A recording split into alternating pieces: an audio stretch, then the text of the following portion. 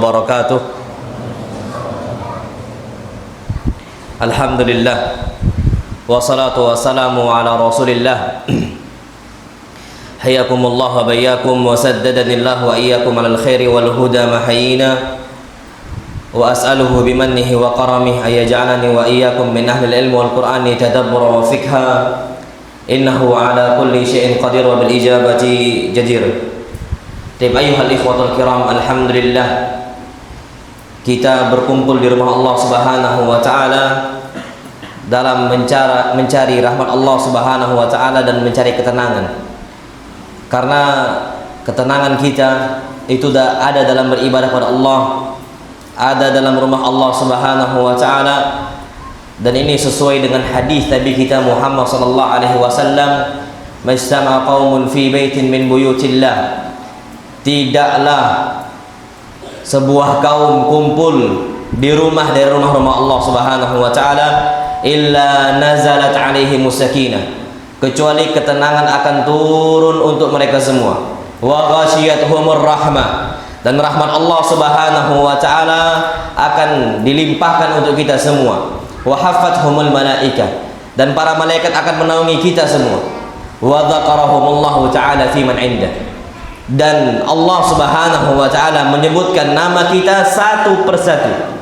Fulan ibn fulan, fulan ibn fulan, fulan ibn fulan, sampai semuanya. Ana wa antum. Dan kita tahu kalau seandainya nama kita disebut oleh presiden, nama kita disebut oleh pimpinan kita, pastilah kita ini bahagia. Bagaimana kalau yang menyebut nama kita siapa? Allah Subhanahu wa taala. Dan itu disebut di samping makhluk-makhluk Allah Subhanahu wa taala yang berada di atas langit, yakni para malaikat. Allah puji satu persatu. Dan ana harap mudah-mudahan kumpulnya kita di rumah Allah Subhanahu wa taala kita dapatkan fadilah itu semua. Ayyuhal ikhwatul kiram, ana dikasih amanah untuk mengisi di sini kajian, dan tema yang dipilih adalah tips jitu dalam mendidik anak. Wallahil adzim ya ikhwah, generasi kita ini sekarang generasi fitnah. Banyak anak-anak kaum muslimin diuji dengan segala fitnah duniawi. Antum cari apapun bentuknya, na'udzubillah, baik dalam bentuk fitnah syahwat berupa wanitanya masih kecil sudah pacaran. Yang pacaran itu bukan lagi SMP, SMA, SD pacaran. Fitnah segi 4 gepeng. Apa itu? HP. Fitnah semua, Pak, na'udzubillah. Mereka sibuk main game. Bahkan sekarang orang bisa nongkrong itu sampai jam 12 malam main game. Bukan mereka itu membaca Sahih Bukhari wala Sahih Muslim, enggak. Bukan mereka membaca Quran, bukan mereka mijet kaki ibunya atau ngusuk pundak bapaknya, bukan. Mereka sekarang anak-anak SMA yang ada saat ini sibuk sama kawannya, lalai semuanya. Kalau ditanya sebab awal kenapa mereka seperti itu, tidak dapat pendidikan dari bapak dan ibunya. Kenapa bapak dan ibunya serahkan pendidikan itu ke sekolah umum? Dan kita tahu sekolah umum ini dilegalkan pacaran, mereka pacarannya juga nggak dilarang, nggak dikasih hukuman. Bahkan na'udzubillah tidak sedikit dari kalangan kaum muslimin yang punya anak SMA-nya sudah merokok, bahkan SMP-nya. Sebenarnya siapa yang salah? Nabi SAW pertama kali nggak salahkan anaknya, enggak. Nabi SAW pertama kali mengatakan tentang masalah anak, mereka semua itu lahir di atas fitrah, lurus semuanya. Bahkan Nabi mengatakan, ma min mauludin illa wa yuladu al fitrah. Tidaklah seorang bayi dilahirkan kecuali mereka dilahirkan di atas fitrah. Siapa yang merusaknya? Fa abawah, bapak dan ibunya. Itu yang merusak.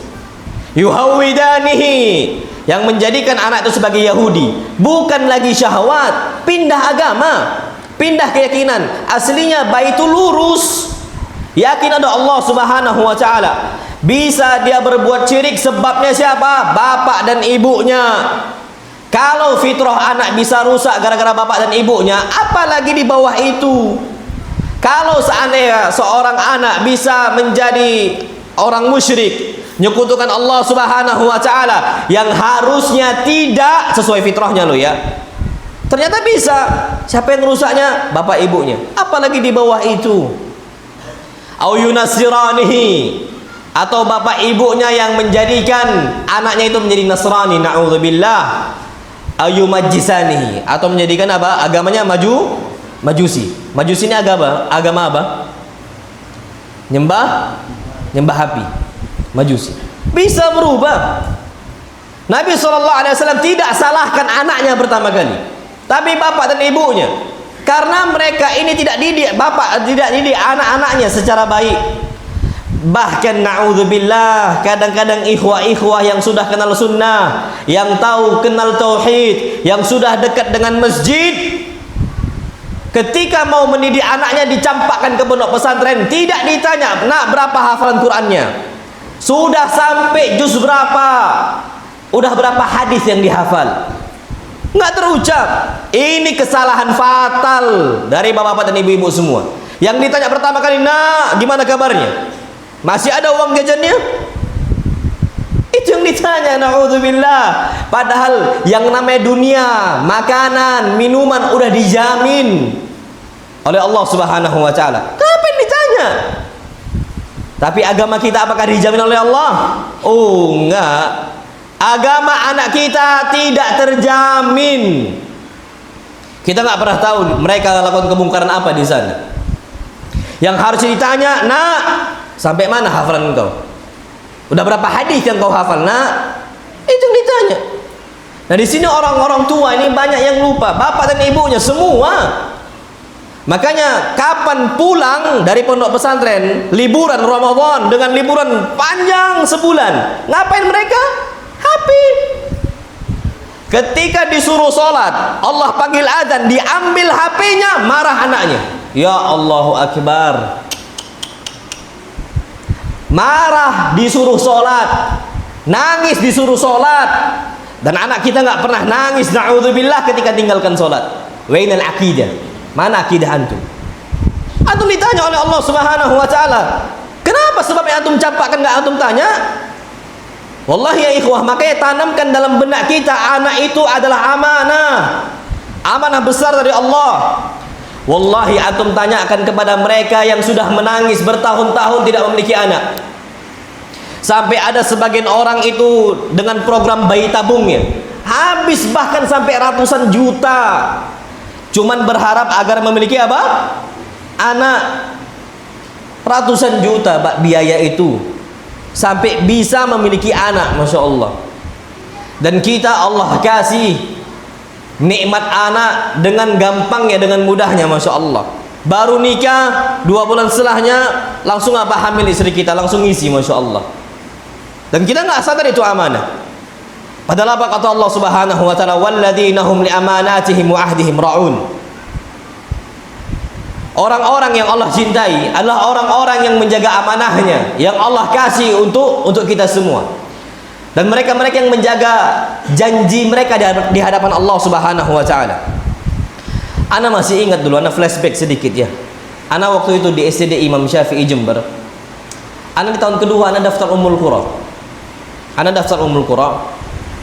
2 tahun setelahnya ketika ana tamat, pas ana masih di Jember waktu itu, keluar pengumuman dari Ummul Qura, ana lulus. Nama ana keluar. Di telepon ana dihubungin bahwa saya ana lulus Ummul Qura. Tapi beda sama anak-anak Madinah. Anak-anak Madinah langsung berangkat. Pengumuman keluar, isyar qabul keluar, langsung berangkat. Ana belum ada panggilan berangkat. Sampai kapan? 2 tahun setelahnya lagi. Dan qaddarallahu wa ma syaa fa'al, walhamdulillah, Allah kasih ana rezeki anak yang sudah umurnya setahun lebih. Dipanggilin.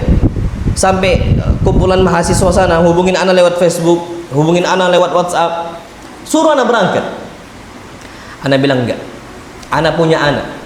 Ana tidak mau pendidikan anak-anak dididik sama orang selain ana. Tanggung jawab antum di hadapan Allah Subhanahu wa taala. Ana tinggalkan. Sekali pengumuman keluar, disuruh panggil.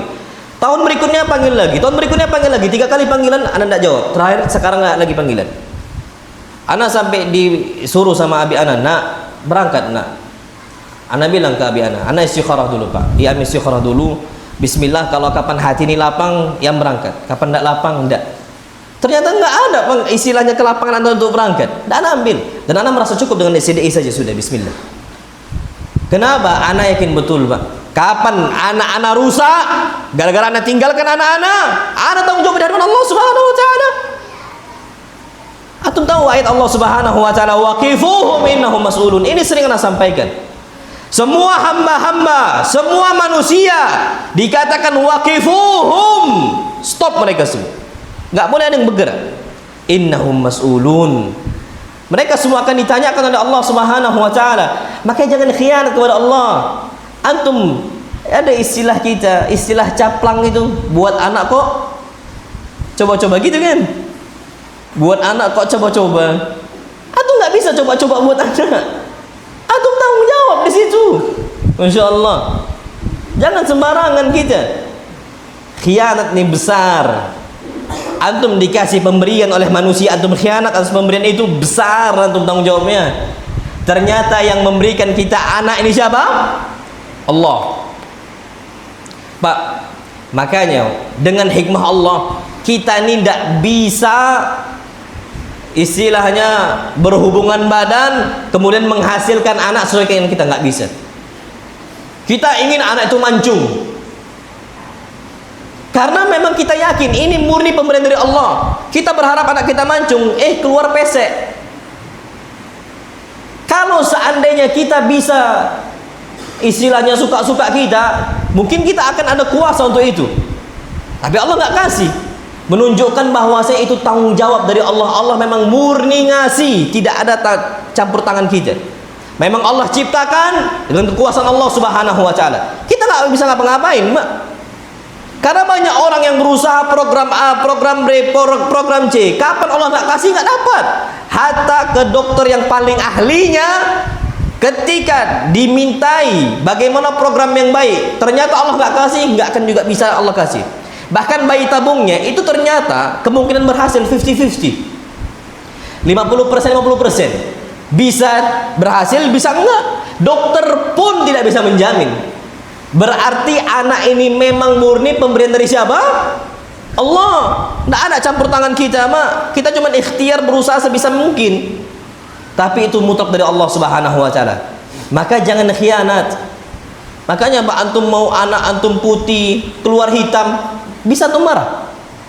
Makanya lucu sebagian ikhwah dulu cerita, Ustaz, dulu rumor yang beredar kalau anak tuh mau ganteng baca surat apa?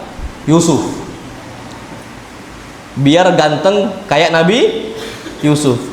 Keluar hitam. Padahal Nabi Yusuf apa? Putih. Bersih Nabi Yusuf. Nggak bisa.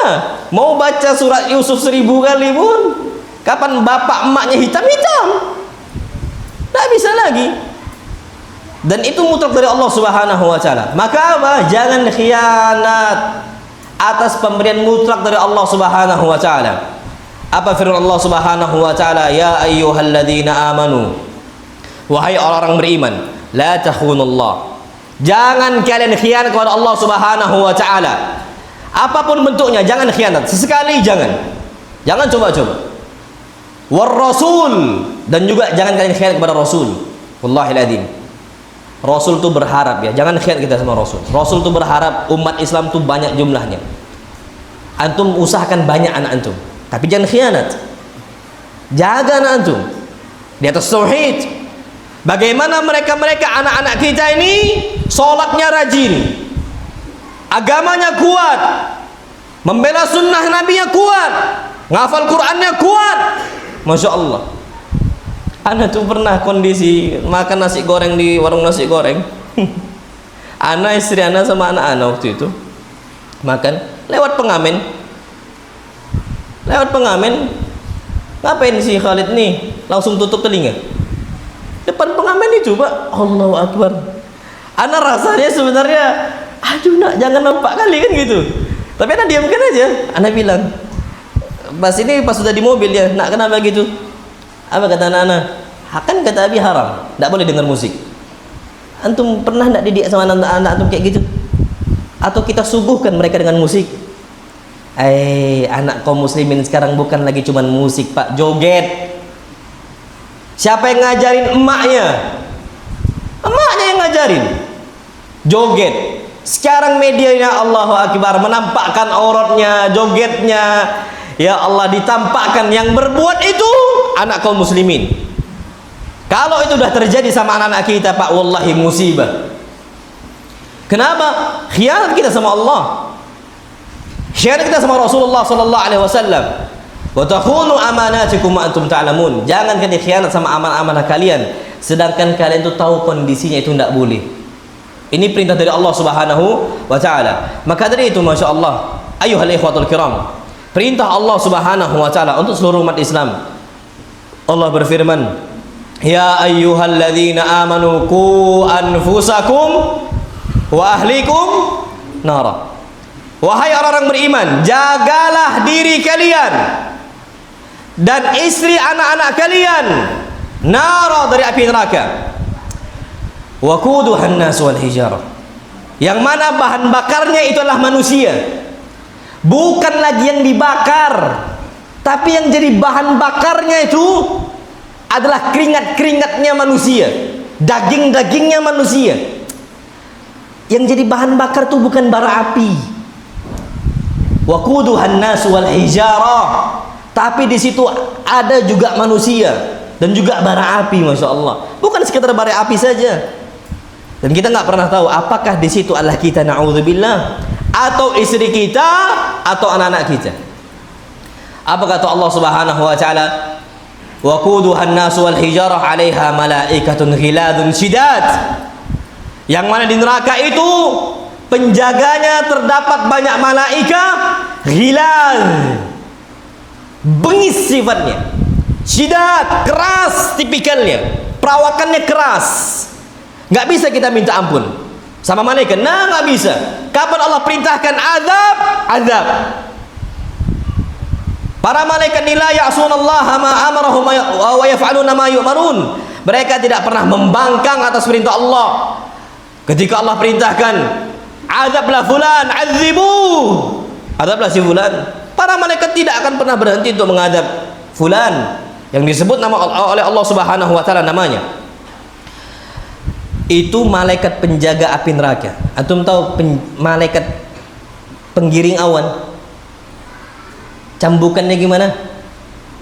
Nabi SAW pernah ditanya tentang masalah petir. Nabi SAW tanya tentang masalah barq, suara petir, suara geluduk, dan istilahnya kilatan petir. Apa itu? Maka Nabi SAW mengatakan, inna lillahi malakan muwakkalan bis sahab. Sesungguhnya Allah Subhanahu wa taala memiliki para malaikat muwakkal yang dikasih tugas bis sahab, untuk giring awan. Ketika awan tidak mau bergerak untuk nurunkan hujan ke sana, ke sini, nggak mau bergerak, dicambuk sama malaikat. Itu cambukan malaikat penggiring awan. Apa yang ternyata terjadi dampaknya? Keluar sinar pak cahaya. Kalau besi ke besi wajar, wallah. Kalau besi ke besi, orang ronda semisal mukul pos ronda, mungkin keluar api atau cahaya mungkin. Tapi ini yang dipukul adalah awan, keluar sinar. Antum kebayang kerasnya bagaimana? Kalau seandainya anda mukul besi ke besi atau meja kayak gini, ada suara wajar, benda padat. Tapi yang dipukul adalah udara, keluar suara. Apa kondisi cambukannya para malaikat penjaga alam barzakh, kuburan, dan juga penjaga api neraka? Habis pak tubuh kita, insyaallah. Malaikatun ghilal syidad la ya'sunallaha ma amarahum wa yaf'aluna ma yu'marun. Maka dari itu ayyuhal ikhwatul kiram, nanti pada hari kiamat setiap manusia akan kabur dari keluarganya. Ana kalau ada masalah dengan kondisi jiwa ana, semisal ana ada masalah A, masalah B, masalah D dan sebagainya, baik urusan ukhrawi ataupun urusan duniawi semisal, Anak akan datang kepada abah anak minta doa. Anak akan datang kepada ummah anak minta solusi. Setelah anak datang kepada Allah Subhanahu wa taala berdoa kepada Allah.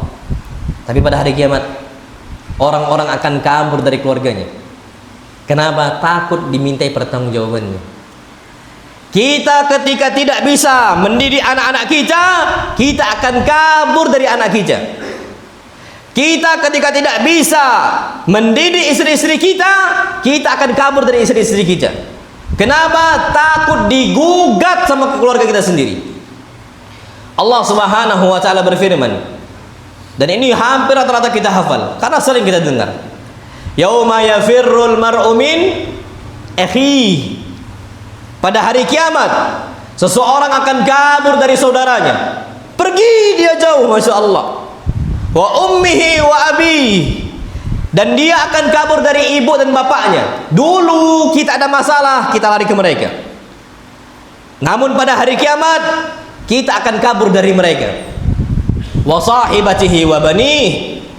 Dan kita akan kabur dari anak-anak kita dan istri-istri kita. Kabur semuanya. Kenapa? Karena mereka akan menggugat kita. Apa kata para ulama? Mereka akan mengatakan kepada Allah Subhanahu wa taala, "Ay Rabbi, ya Allah, innahu la yu'addibuna wa la yu'allimuna." Dia enggak ngajarkan kami ilmu. Dia enggak ngajarkan kami adab, ya Allah. Innama ya'tina bi khubzis suq. Yang jadi pola pikir dia bagaimana kami itu cuma bisa makan dari roti-roti yang ada di pasar. Yang jadi pikiran suami-suami kami, bapak-bapak kami, bagaimana kami bisa makan. Sehingga mereka nggak ngajarkan kami urusan agama. Digugat, Pak. Ana mau naik sama antum sekarang. Antum kan sering kajian nih, ba'dal maghrib sampai isya. Antum pulang ngajarin nggak istri-istri antum? Atau antum diam saja? Digugat, Pak, nanti. Percaya sama ana? Percaya sama ana? Antum akan sadar itu kapan? Bukan sekarang. Bukan sekarang. Kapan? Ketika kita sudah apa? Meninggal. Itu kita baru sadar. Rupanya betul hari kiamat ini. Ternyata azab Allah betul. Ternyata mereka mengugat kita tuh betul. Sekarang aman-aman aja, betul. Sekarang mah, karena mereka belum ditegakkan di hadapan Allah. Kalau seandainya kita sudah ditegakkan di hadapan Allah, mereka akan gugat kita, mengkambing hitamkan kita. Kenapa? Memang kita yang salah, nggak ngajarkan mereka. Dan ini ucapan ini Allah firmankan dalam Al-Quran Karim. Rabbana haula'i adalluna. Ya Allah, mereka lah yang menjadikan kami ini lalai, nggak ngajarkan kami agama, nggak ngajarkan kami adab dan sebagainya. Fa'atihim adzaban di'fam minan nar. Kasih azab yang double untuk mereka, ya Allah. Apa kata Allah? Qala likullin di'fun walakin la ta'lamun. Masing-masing sudah ada azab yang dilipat gandakan oleh Allah Subhanahu wa taala. Maka dari itu ayyuhal ikhwatul kiram, bagaimana kondisi anak-anak kita? Bagaimana dengan kondisi istri-istri kita? Itu semua akan ditanyakan oleh Allah Subhanahu wa taala. Nabi mengatakan kullukum ra'in. Semua kita nih, Pak, antum semua nih. Kita nih ana wala antum semua laki-lakinya. Ra'in adalah pemimpin. Kita pemimpin semua. Wa kullukum mas'ulun an ra'iyati. Dan setiap kita akan dimintai pertanggungjawabannya di hadapan Allah tentang kepemimpinan kita. Berhasil atau gagal, akan dimintai semuanya oleh Allah Subhanahu wa taala. Kita lihat sekarang nih, berhasil nggak sekarang istri kita? Berhasil tidak anak-anak kita? Kalau tidak berhasil, bisa jadi kita yang lalai, na'udzubillah. Maka apa kata Ali bin Abi Thalib? Addibuhum wa'allimuhum. Tugas kita selaku laki-laki, lanang gitu loh ya, tanggung jawab kita. Tanggung jawab. Apa kata Ali? Allimuhum, ajarkan mereka ilmu. Wa'addibuhum, ajarkan mereka adab. Pak, yang perlu antum tahu, nikah itu bukan sekedar nikah adat saja, enggak. Nikah itu ibadah besar, syariat Allah. Kita ngambil istri kita itu amanah dari Allah, tanggung jawab kita didik. Dan kita nerima anak itu rezeki dari Allah, tanggung jawab untuk kita didik. Maka kalau seandainya kita nggak didik, kita semua akan kena di hadapan Allah Subhanahu wa taala. Wallahu taala alam bisawab. Insyaallah Subhanahu wa taala pada kesempatan kali ini ana akan sampaikan beberapa wasilah, beberapa tips yang bisa memudahkan kita untuk mendidik anak-anak kita. Tapi disebutkan oleh para ulama, yang pertama adalah ikhtiyaruz zaujati salihah. Untuk antum mendidik anak-anak agar soleh, cari istri yang salihah. Jangan cuman istri awam kalau bisa. Oh enggak Ustaz, insya Allah anak yang bisa didik istri anak. Iya kalau bisa mewarnai. Takutnya apa? Diwarnai. Pak, Masya Allah, fitnah wanita ini berat. Tipu daya wanita ini berat. Jangan sembarangan antum ngambil akhwat. Nggak bisa. Antum pastikan di salehah nih akhwat. Itu tips yang pertama. Sebelum mendidik anak, pertama kali antum cari akhwat yang salihah. Wanita-wanita yang salihah, yang taat kepada Allah Subhanahu wa taala. Karena di luaran sana banyak pola pikir para laki-laki berubah gara-gara istrinya. La haula wala quwwata illa billah. Dan ini sudah disabdakan oleh Nabi kita Muhammad sallallahu alaihi wasallam. Ma ra'aitu min naqisati aqlin wa din. Wanita-wanita itu lemah akalnya, lemah agamanya. Naam sahih. Tapi apa? Adhab li lubbir rajulil hazim min ihdakun. Tapi mereka mampu untuk menarik akal yang sempurna dari laki-laki dari kalangan kalian. Sempurna dia nih, akalnya Masya Allah. Tapi bisa berubah pola pikirnya, sebabnya apa? Istri. Apalagi kita yang awam, yang masih kadang-kadang ngaji, kadang-kadang tidak. Sholat pun kadang-kadang nampak, kadang-kadang tak nampak. Antum aman Ustaz, aman, insya Allah aning didik. Siapa kita? Siapa kita? Di hadapan istri-istri kita. Tim, anak mau nanya sekarang, tipu daya syaitan lemah atau kuat?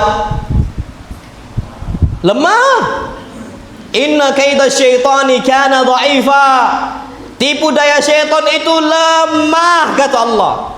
Taib, ana sekarang mau nanya, kalau tipu daya wanita lemah atau kuat? Antum tahu itu kan? Allah firmankan inna kaida kunna azim. Sesungguhnya tipu daya kalian wahai para wanita azim. Apa azim? Besar sekali Masya Allah. Naaman kita nih Pak, sama istri-istri kita. Makanya jangan coba-coba nikah lagi. Berat cobaan. Wallahi sahih Pak, berat cobaan. Satu aja Pak, fitnah ini besar. Kalau kita tidak bisa luruskan istri kita nih, berubah pola pikir kita, jangan main-main. Antum harus jadi itu Pak. Banyak orang berubah pola pikir gara-gara wanita. Makanya dari awal jangan sembarangan. Pilih yang salihah. Dan ana walhamdulillah Pak, ana Masya Allah sampai detik ini ana bersyukur kepada Allah Subhanahu wa taala atas kemuliaan Allah yang Allah berikan kepada ana berupa istri yang salihah. Ana nih dakwah, kadang-kadang ada masa-masa kita ini letih Pak, punggung tuh letih, punggung tuh capek dan sebagainya. Ada kadang-kadang, aduh ya Allah kok capek ya. Ana suatu saat tuh pernah minta untuk libur dulu kan.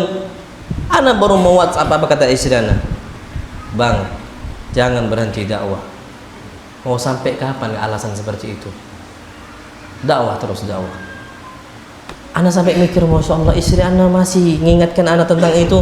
Yang mana ada banyak para ikhwah nggak bisa kajian ditahan sama istrinya. Aidalah Bang, kajian terus. Kapan kita ke pasar, ke mall? Kapan kita jalan-jalan? Ada nggak yang gitu? Ada. Walaupun kadang-kadang istri ana tuh Pak, Masya Allah, kadang-kadang nangis gitu loh, ditinggal sama suaminya. Wallahi nam sedih istri ana. Apalagi dulu awal-awal nikah. Tapi dia turut nyuruh anak berangkat.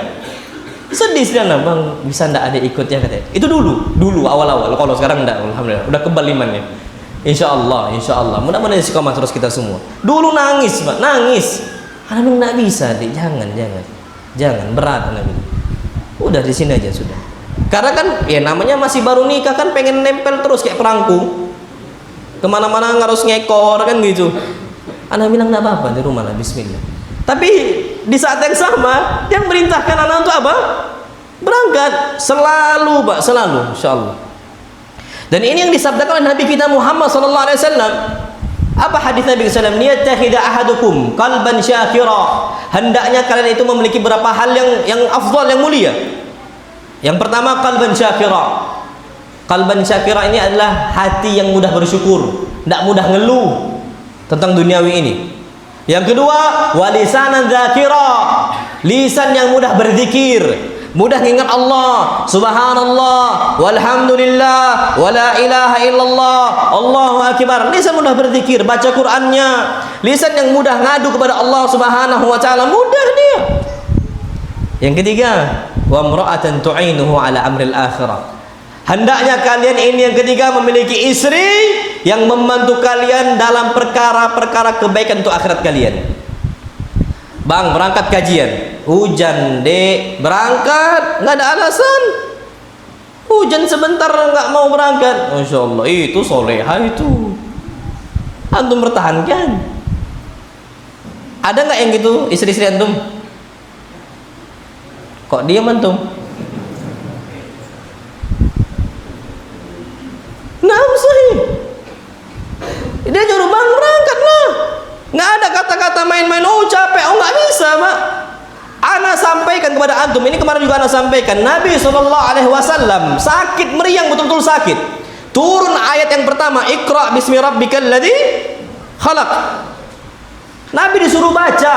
Nabi nggak bisa baca. Nabi ummi, nggak bisa baca. Inna ummatun ummiyatun la naqra wa la naktub wa la nahsub. Kami ini adalah umat ummi yang nggak bisa baca, nggak bisa nulis, nggak bisa berhitung. Disuruh baca. Ma'ana biqari, aku nggak bisa baca ya Jibril. Didekap sama Jibril berkali-kali. Jibril itu kapan kepakkan sayapnya? Satu sayapnya itu ujung timur, ufuk timur sampai ufuk barat tertutup semuanya. Sayapnya aja itu. Bukan satu sayap, ratusan sayap, 700 sayap, Pak, Masya Allah. Dekap Nabi kita Muhammad SAW, manusia biasa, wajar sakit.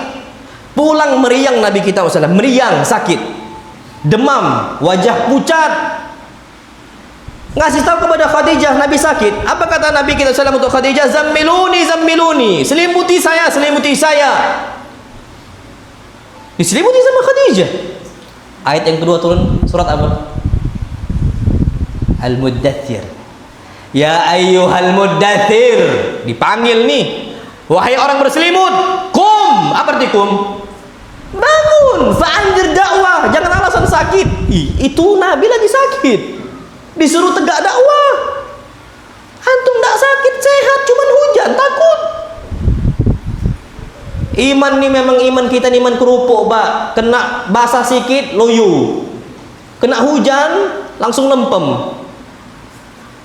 Tapi alhamdulillah sekarang hujan antum, Masya Allah, Pak. Anak bersyukur kepada Allah atas juhud antum, Masya Allah. Tapi kadang-kadang kita, Pak, langsung loyo.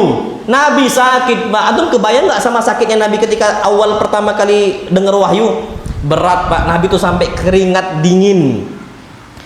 Bahkan para sahabat Nabi kita SAW itu pernah, Masya Allah, ini salah seorang sahabat, Nabi pernah selonjoran kaki, letakkan kaki beliau di atas kaki sahabat. Turun wahyu. Apa kata sahabat Nabi kita Muhammad SAW? Fankasrat qadamayya, aku merasakan kaki saya ini kedua-duanya patah. Itu cuman gara-gara disentuh dengan kaki Nabi. Gimana kalau nabinya? Pasti jauh lebih sakit. Wajar Nabi itu meriang. Nabi naik onta, turun wahyu, onta. Apa kata Allah? Afala yanzuruna ilal ibili kaifa khuliqat. Apakah kalian melihat bagaimana unta diciptakan? Kuat, Pak, unta. Bisa hidup di padang pasir tanpa air, bisa dia itu kuat sekali, Pak. Jalan beratus-ratus kilo, unta. Tahan dia, kuat. Tapi ketika turun wahyu Allah Subhanahu wa taala, ketika Nabi naik unta, tersungkur unta itu. Jatuh, Pak, terguling Nabi kita Muhammad SAW. Itu unta. Bagaimana dengan Nabi SAW? Makanya wajar nggak Nabi sakit? Wallah wajar. Tapi apa kata Allah? Kum, bangun, jangan tiduran, jangan selimutan. Fa'andir dakwah. Surat yang setelahnya apa? Setelah Al-Muddathir, Al-Muzammil. Ayat sebelumnya, surat sebelumnya diletakkan, ya ayyuhal muzammil, wahai orang berselimut. Apa kata Allah setelahnya? Qumil laila illa qalila, bangun, hidupkan semua malam engkau, semua malam illa qalila, kecuali sedikit saja untuk istirahat. Itu lagi sakit. Ya, Masya Allah, kita sehat tak sholat malam. Mana kita nih Pak? Nah, kalau seandainya istri kita mengingatkan kita berangkat bang kajian, talabul ilmi faridatun ala kulli muslim. Masya Allah, nuntut ilmu hukumnya apa? Wajib atas setiap muslim. Berangkat, nanti apa yang kata ustadznya ajarkan untuk adik. Woi, itu Pak, pertahankan istri kayak gitu. Istri antum gitu? Insya Allah. Habis ini mudah-mudahan ibu-ibunya dengar Bu, semangatin suaminya, jangan ditahan. Ada ikhwah-ikhwah itu Pak, kalau lagi kumpul sama kami, Ustadz, anak pulang bentar aja saja dipanggil sama istri, pulang tak balik-balik lagi. Anak WhatsApp, mana antum akhi? Anak diborgol Ustadz sama istri. Aduh, diborgol sama istri. Masya Allah, nggak bisa lagi keluar. Hatta untuk belajar nggak bisa lagi. Kenapa? Ditahan sama istrinya. Antum pernah ditahan sama istri? Jangan.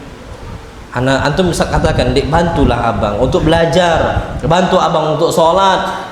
Dan ini penting Pak. Makanya pertama kali yang kita cari itu dalam mendidik anak itu adalah istri yang salihah. Itu dia. Ustaz, gimana kalau kami sudah nikah Ustaz? Apakah kami harus nikah lagi untuk mencari yang salihah? Enggak gitu konsepnya. Yang ada diperbaiki, jadi salihah. Itu dia konsepnya, bukan nikah lagi. Pertahankan yang ada, tapi dibawa ke masjid sama-sama. Karena itu memang sudah satu hal yang harus kita miliki dalam mendidik anak. Nabi kita Muhammad SAW bersabda dalam hadis yang sahih, tunkahul mar'atu li arba', wanita dinikahi karena 4 hal. Karena empat kriteria ini. Pertama, limaliha, karena hartanya. Wallahil adzim, Islam nyebar sebab pertama kali hartanya siapa? Khadijah. Iya Allah, hartanya Khadijah yang membuat dakwah Islam tuh nyebar sampai ke Pontianak sini, sampai ke Sambas sini, sampai ke sini, Tebas ya, sampai ke sini Pak, pelosok kita ini. Islam di Hijaz, Mekah, Madinah, sampai ke sini. Kenapa? Hartanya Khadijah.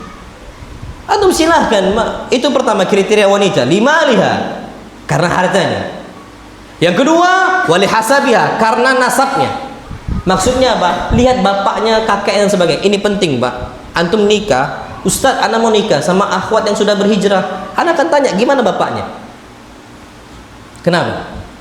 Kapan istri antum bermasalah, antum sampaikan kepada mertua antum, bapak mertua antum, pasti insya Allah dinasihati. Anak yakin.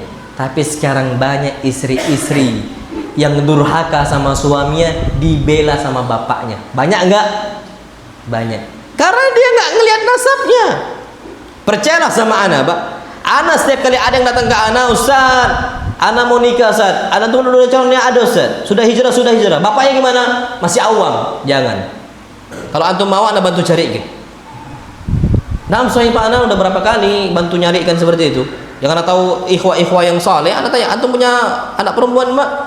Sudah siap nikah? Anak akan seperti itu. Kenapa? Karena setiap seorang bapak, kapan dia sudah ngikuti sunnah Nabi kita Muhammad, al-haq wal batil al-batil. Yang hak akan dikatakan hak, yang batil akan dikatakan batil. Hatta anak sendiri gak akan dibela. Dan ini terbukti dari Nabi kita Muhammad SAW. Apa kata Nabi? Lau anna Fatimah binta Muhammadin sarakat laqata'tu yadaha. Kalau Fatimah bintu Muhammad mencuri, saya yang akan potong tangannya. Kalau nggak dibela Fatimah, Pak. Makanya ketika bertengkar Ali ibn Abi Thalib dengan Fatimah, apakah Nabi SAW marah kepada Ali? Enggak. Apakah Nabi membela Fatimah? Enggak juga. Nabi SAW nyari Ali. Di mana Ali? Ke rumahnya Fatimah. Apa katanya? Pergi dia kemana? Enggak tahu. Nabi cari, rupanya tidur di mana? Masjid. Makanya ada istilah Abu turab, bapaknya debu. Karena tidur di masjid zaman dulu belum ada pakai lantai keramik seperti ini, tapi masih apa? Debu. Jadi namanya Abu Turab, dipanggil kum Aba Turab. Bangun engkau wahai bapaknya debu, karena berdebu semuanya pundaknya. Tayyib, masya Allah. Itu Nabi SAW, nasabnya Nabi bagus, punya putri kapan bermasalah, semisal Nabi nggak mau bela. Dan kita tuh bisa lakukan seperti itu, Pak, cari nasabnya. Nah, ini juga nasihat ana, Pak. Kalau antum lagi bertengkar dengan istri, jangan lama-lama di rumah, antum pergi. Anti setan tuh masuk, antum pergi ke masjid, tidur. Siapa yang suka tidur di masjid? Oh, jomblo. Nah, pergi ke masjid, Pak. Pergi ke masjid, sholat. Jangan lama-lama di rumah. Percayalah sama anak, syaitan tuh di mana-mana. Syaitan tuh kan di situ keliling dia. Akan apa? Berusaha kita mengatakan talak. Antum pergi, percaya sama anak, antum pulang, insya Allah dia akan reda. Tapi kalau antum terus di situ, antum ladeni, akan muncak emosi, antum akan marah. Terakhir, na'udzubillah, antum akan mengatakan anti talik. Engkau sudah saya ceraikan. Itu terjadi di mana-mana. Ketika ngomong itu baru nyesal. Itu yang harus kita perhatikan. Nah, wallahu a'lam bishawab. Ini sudah isya ya? Baik, ini masih yang pertama. Insya Allah akan kita lanjutkan ba'dal isya. Insya Allah subhanahu wa ta'ala. Habis isya sampai jam berapa kita? Biasanya di sini, biasanya.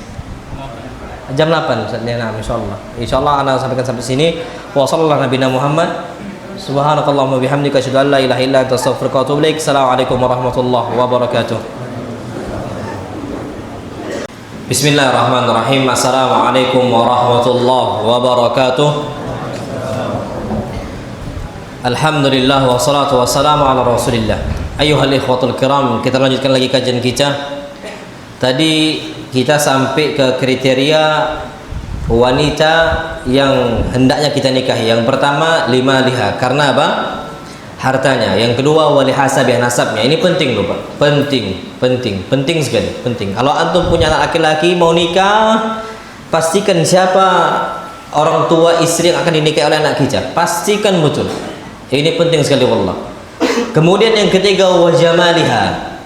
Wanita dinikahi karena apa? Kecantikannya. Jangan antum bilang enggak apa-apa, enggak cantik. Ada apa-apa? Jangan antum bilang enggak apa-apa. Kenapa? Antum itu akan tinggal 24 jam sama istri antum. Jangan nyesal nanti. Antum bilang, aduh nyesel juga enggak nikah cari akhwat yang cantik. Hah? Antum yang sendiri, ini kan perintah Nabi. Cari wanita yang apa? Cantik. Cantik itu tidak harus putih, karena relatif. Yang penting kita ini senang dengan kriteria yang kita miliki. Cantik itu, Pak, walhamdulillah, dengan hikmah Allah jadikan kecantikan itu relatif, nisbi, bukan mutlak. Cantik bagi anak belum tentu cantik bagi orang, kan gitu. Makanya ada orang itu senang sama akhwat hitam, ada. Tapi ada sebaliknya, orang suka apa? Akhwat putih. Pak, masya Allah, antum tahu di Afrika itu kita dikasih tahu wanita yang paling cantik di kalangan mereka itu kapan hitamnya itu sampai bercahaya, glowing, bukan putih glowing, hitamnya glowing. Itu yang cantik bagi mereka, Pak. Relatif. Kalau cantik di kita apa? Putih mungkin ya. Mungkin putih atau kuning langsat, bebas. Kalau antum hobi yang hitam, nggak apa-apa, hitam manis lah, bango, hitam manis, nggak ada masalah, relatif. Tapi yang penting cantik di kita. Cari wanita yang cantik. Kemudian ini yang terakhir, masya Allah, walidiniha, nikahi istri kalian karena apa? Agamanya. Sholat nggak? Ikut kajiannya? Rutin nggak dia nuntut ilmunya? Dari mana antum tahu? Tanya kawan-kawannya. Oh, dia tidak pernah nampak belajar itu, tidak pernah nampak kajian. Hati-hati, Pak. Nanti antum di borgol mau kajian.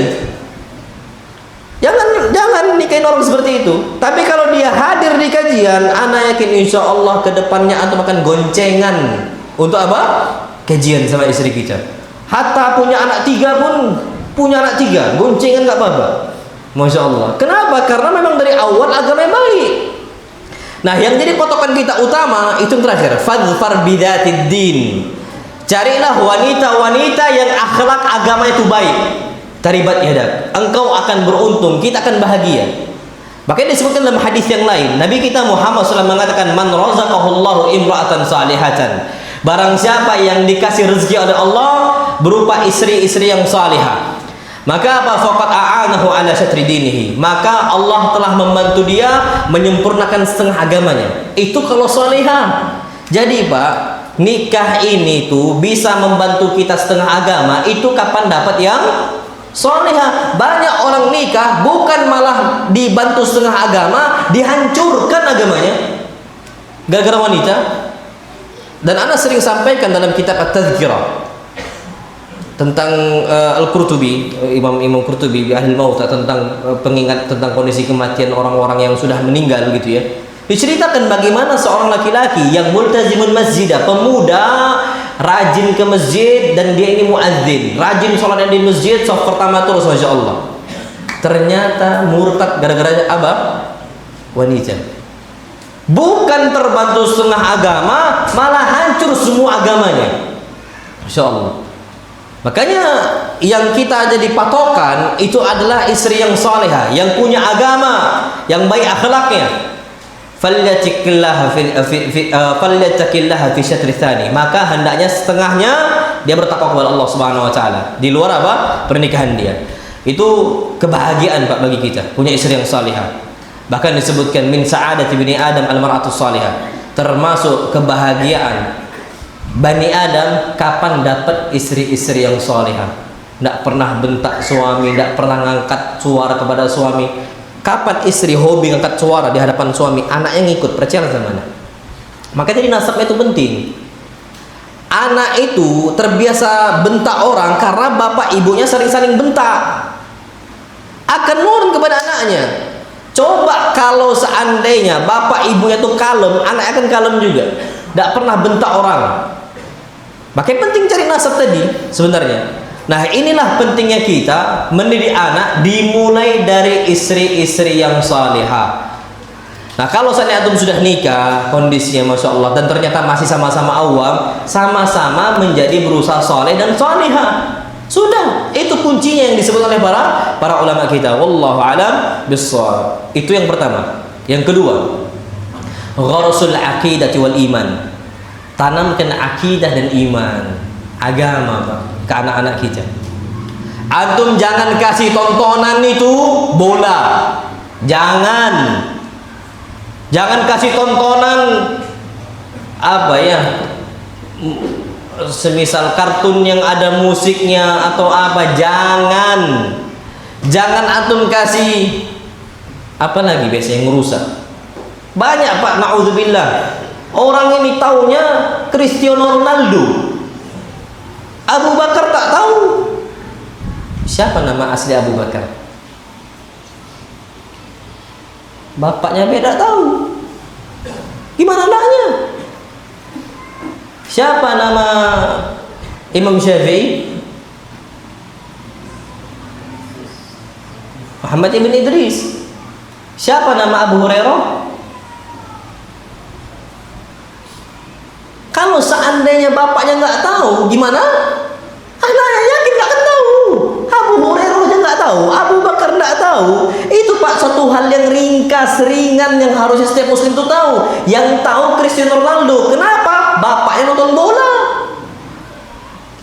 Atau nggak nanamkan akidah dengan iman di hati anak-anak kita Pak, masya Allah. Ajarkan mereka itu imannya kuat, akidahnya kuat. Sekarang anak mau naik sekarang Pak, antum gimana? Anak mau tahu gimana pendidikan antum terhadap akidah anak-anak antum. Kalau seandainya anak antum minta duit dari antum, apa yang antum lakukan? Bi, minta uang jajan, apa yang antum katakan untuk anak-anak antum? Ini ketahuan Mbak, akidah antum tanamkan nggak di anak-anak antum? Kalau seandainya anak antum sering nggak minta uang jajan sama antum? Sering. Apa antum katakan? Kok bingung antum? Kita ini nggak ujian. Anda ada nilai ya? Anda ada nilai. Apa yang antum katakan? Hah? Apa? Pak, katakan ke antum, ini tips akidah lo ya. Minta sama Allah pertama. Antum katakan, minta sama Allah. Bapak ini, abi ini cuman wasilah saja. Kapan Allah nggak ngasih, nggak akan sampai uang jajan ini ke kamu, nak. Sebutkan itu, Pak. Dan ini akidah umat Islam. Bi uang jajan, udah doa sama Allah, sudah bi, fadhal. Allah ngasih. Itu harus ditanamkan. Dan ini yang ditanamkan oleh Nabi kepada Ibn Abbas yang masih kecil. Ya gulam, kata Nabi. Ini akidah loh, Pak ya. Iman, antum jangan remehkan, Pak. Nanti dampaknya besar. Anak akan sampaikan, dampaknya nanti besar sekali nanti. Apa kata Nabi untuk Ibn Abbas? Ya gulam, wahai anak kecil, idza sa'alta fas'alillah wa idza sta'anta fasta'in billah. Kalau engkau minta kepada Allah, jangan ke yang lain selain Allah. Wa idza sta'anta fasta'in billah. Kalau engkau minta tolong sama Allah. Antum tahu, Pak, sekarang kaum muslimin, para pemuda-pemudinya, kapan bapaknya meninggal nangis, Masya Allah. Tahu antum itu? Ya Allah, zalim engkau, kami bisa makan apa? Hidup kami pakai apa kalau bapak kami diambil, ya Allah? Dengar antum ucapan itu? Wallah, dengar, Pak. Padahal kita ini makan betul di samping bapak kita. Yang ngasih siapa? Allah, bukan bapak kita. Sampai detik ini, Pak, ana tidak pernah berkeyakinan abah ana yang ngasih. Yang ngasih itu hakikatnya siapa? Allah. Ana sampaikan ke anak-anak, ana sampaikan ke istri ana, dek, kapan abang meninggal? Nah, kapan bapak, kapan abi meninggal? Jangan nangis. Karena rezeki kita siapa yang ngasih? Allah. Akidah Pak antum tanamkan. Ana pernah teringat salah satu ummahat bercadar loh ya, ummahat. Ketika suami meninggal, Masya Allah, terucap di dia, ya Allah, bisa apa saya, ya Allah? Terucap, Pak, di samping ikhwah-ikhwah semuanya. Saya terucap di samping ikhwah-ikhwah yang sedang ngunjungin yang meninggal tadi, Masya Allah, di rumah sakit. Bisa apa saya, ya Allah? Allah wausan wa alaihi tuklan. Ya Allah, kemana akidah? Kenapa? Karena antum nggak tanam. Antum nggak tanam itu karena anak antum. Jadi akhirnya kapan bapaknya meninggal, anaknya nangis berkepanjangan, seakan-akan rezekinya tertutup habis. Makanya kalau istri antum minta duit di awal bulan, sering antum dipalak, itu pegawai pajak itu. Awal bulan dicari, bang, uang belanja, bang, uang belanja kita makan dan sebagainya. Tapi adek udah minta sama Allah, sudah, fadhal kasih. Kalau nggak minta, nggak. Doa dulu sama Allah, minta sama Allah. Antum jangan malu, Pak. Oh, masa kayak gitu? Percayalah sama ana, Pak. Percaya sama ana. Kalau antum nggak tanamkan dari sekarang, anak antum akan seperti itu ketika antum hilang. Kenapa? Karena patokannya adalah bukan Allah.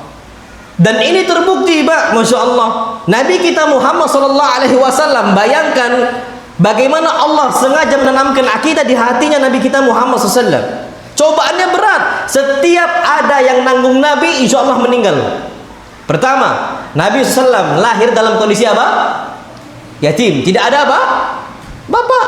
Siapa yang nanggung? Allah. Apa firman Allah Subhanahu wa taala?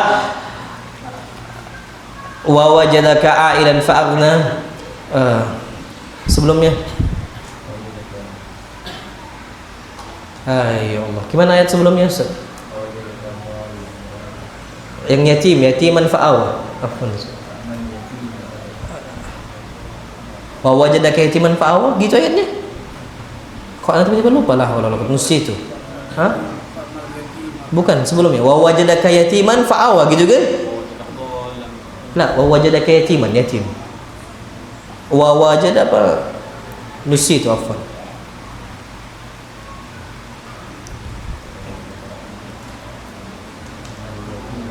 Alam yajidka yatiman fa'awa. Wahai Muhammad, alam yajidka, ini akidah loh, Pak ya. Alam yajidka yatiman fa'awa. Tidakkah engkau didapatin oleh Allah dalam kondisi yatim? Siapa yang naungin? Bukan kakeknya. Siapa? Allah. Ini, Pak, gharsul akidah wal iman.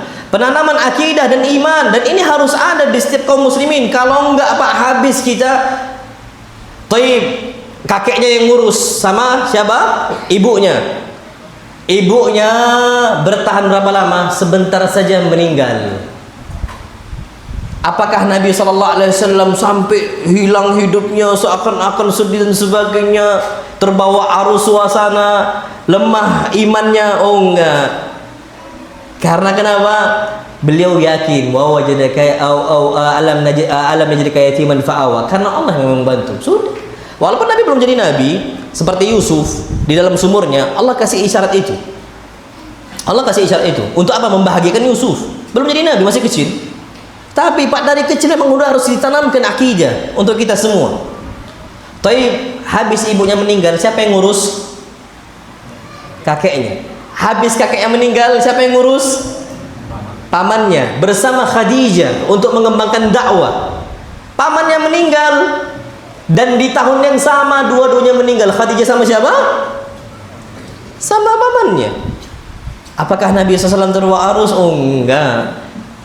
Kenapa? Karena rezeki Nabi kita Muhammad SAW bukan di tangan Khadijah, bukan di tangannya Abu Talib, bukan di tangannya Abdul Muttalib, tapi biyadillah. Di tangan siapa?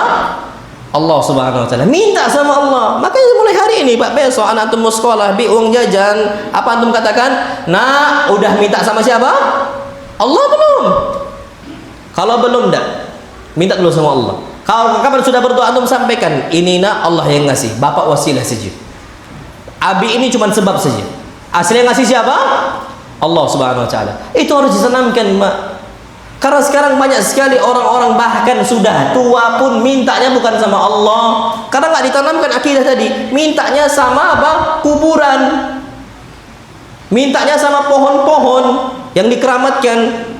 Bahkan minta kesembuhan pun sama batu, batu ponari. Sama batu. Bayangin itu, batu diminta.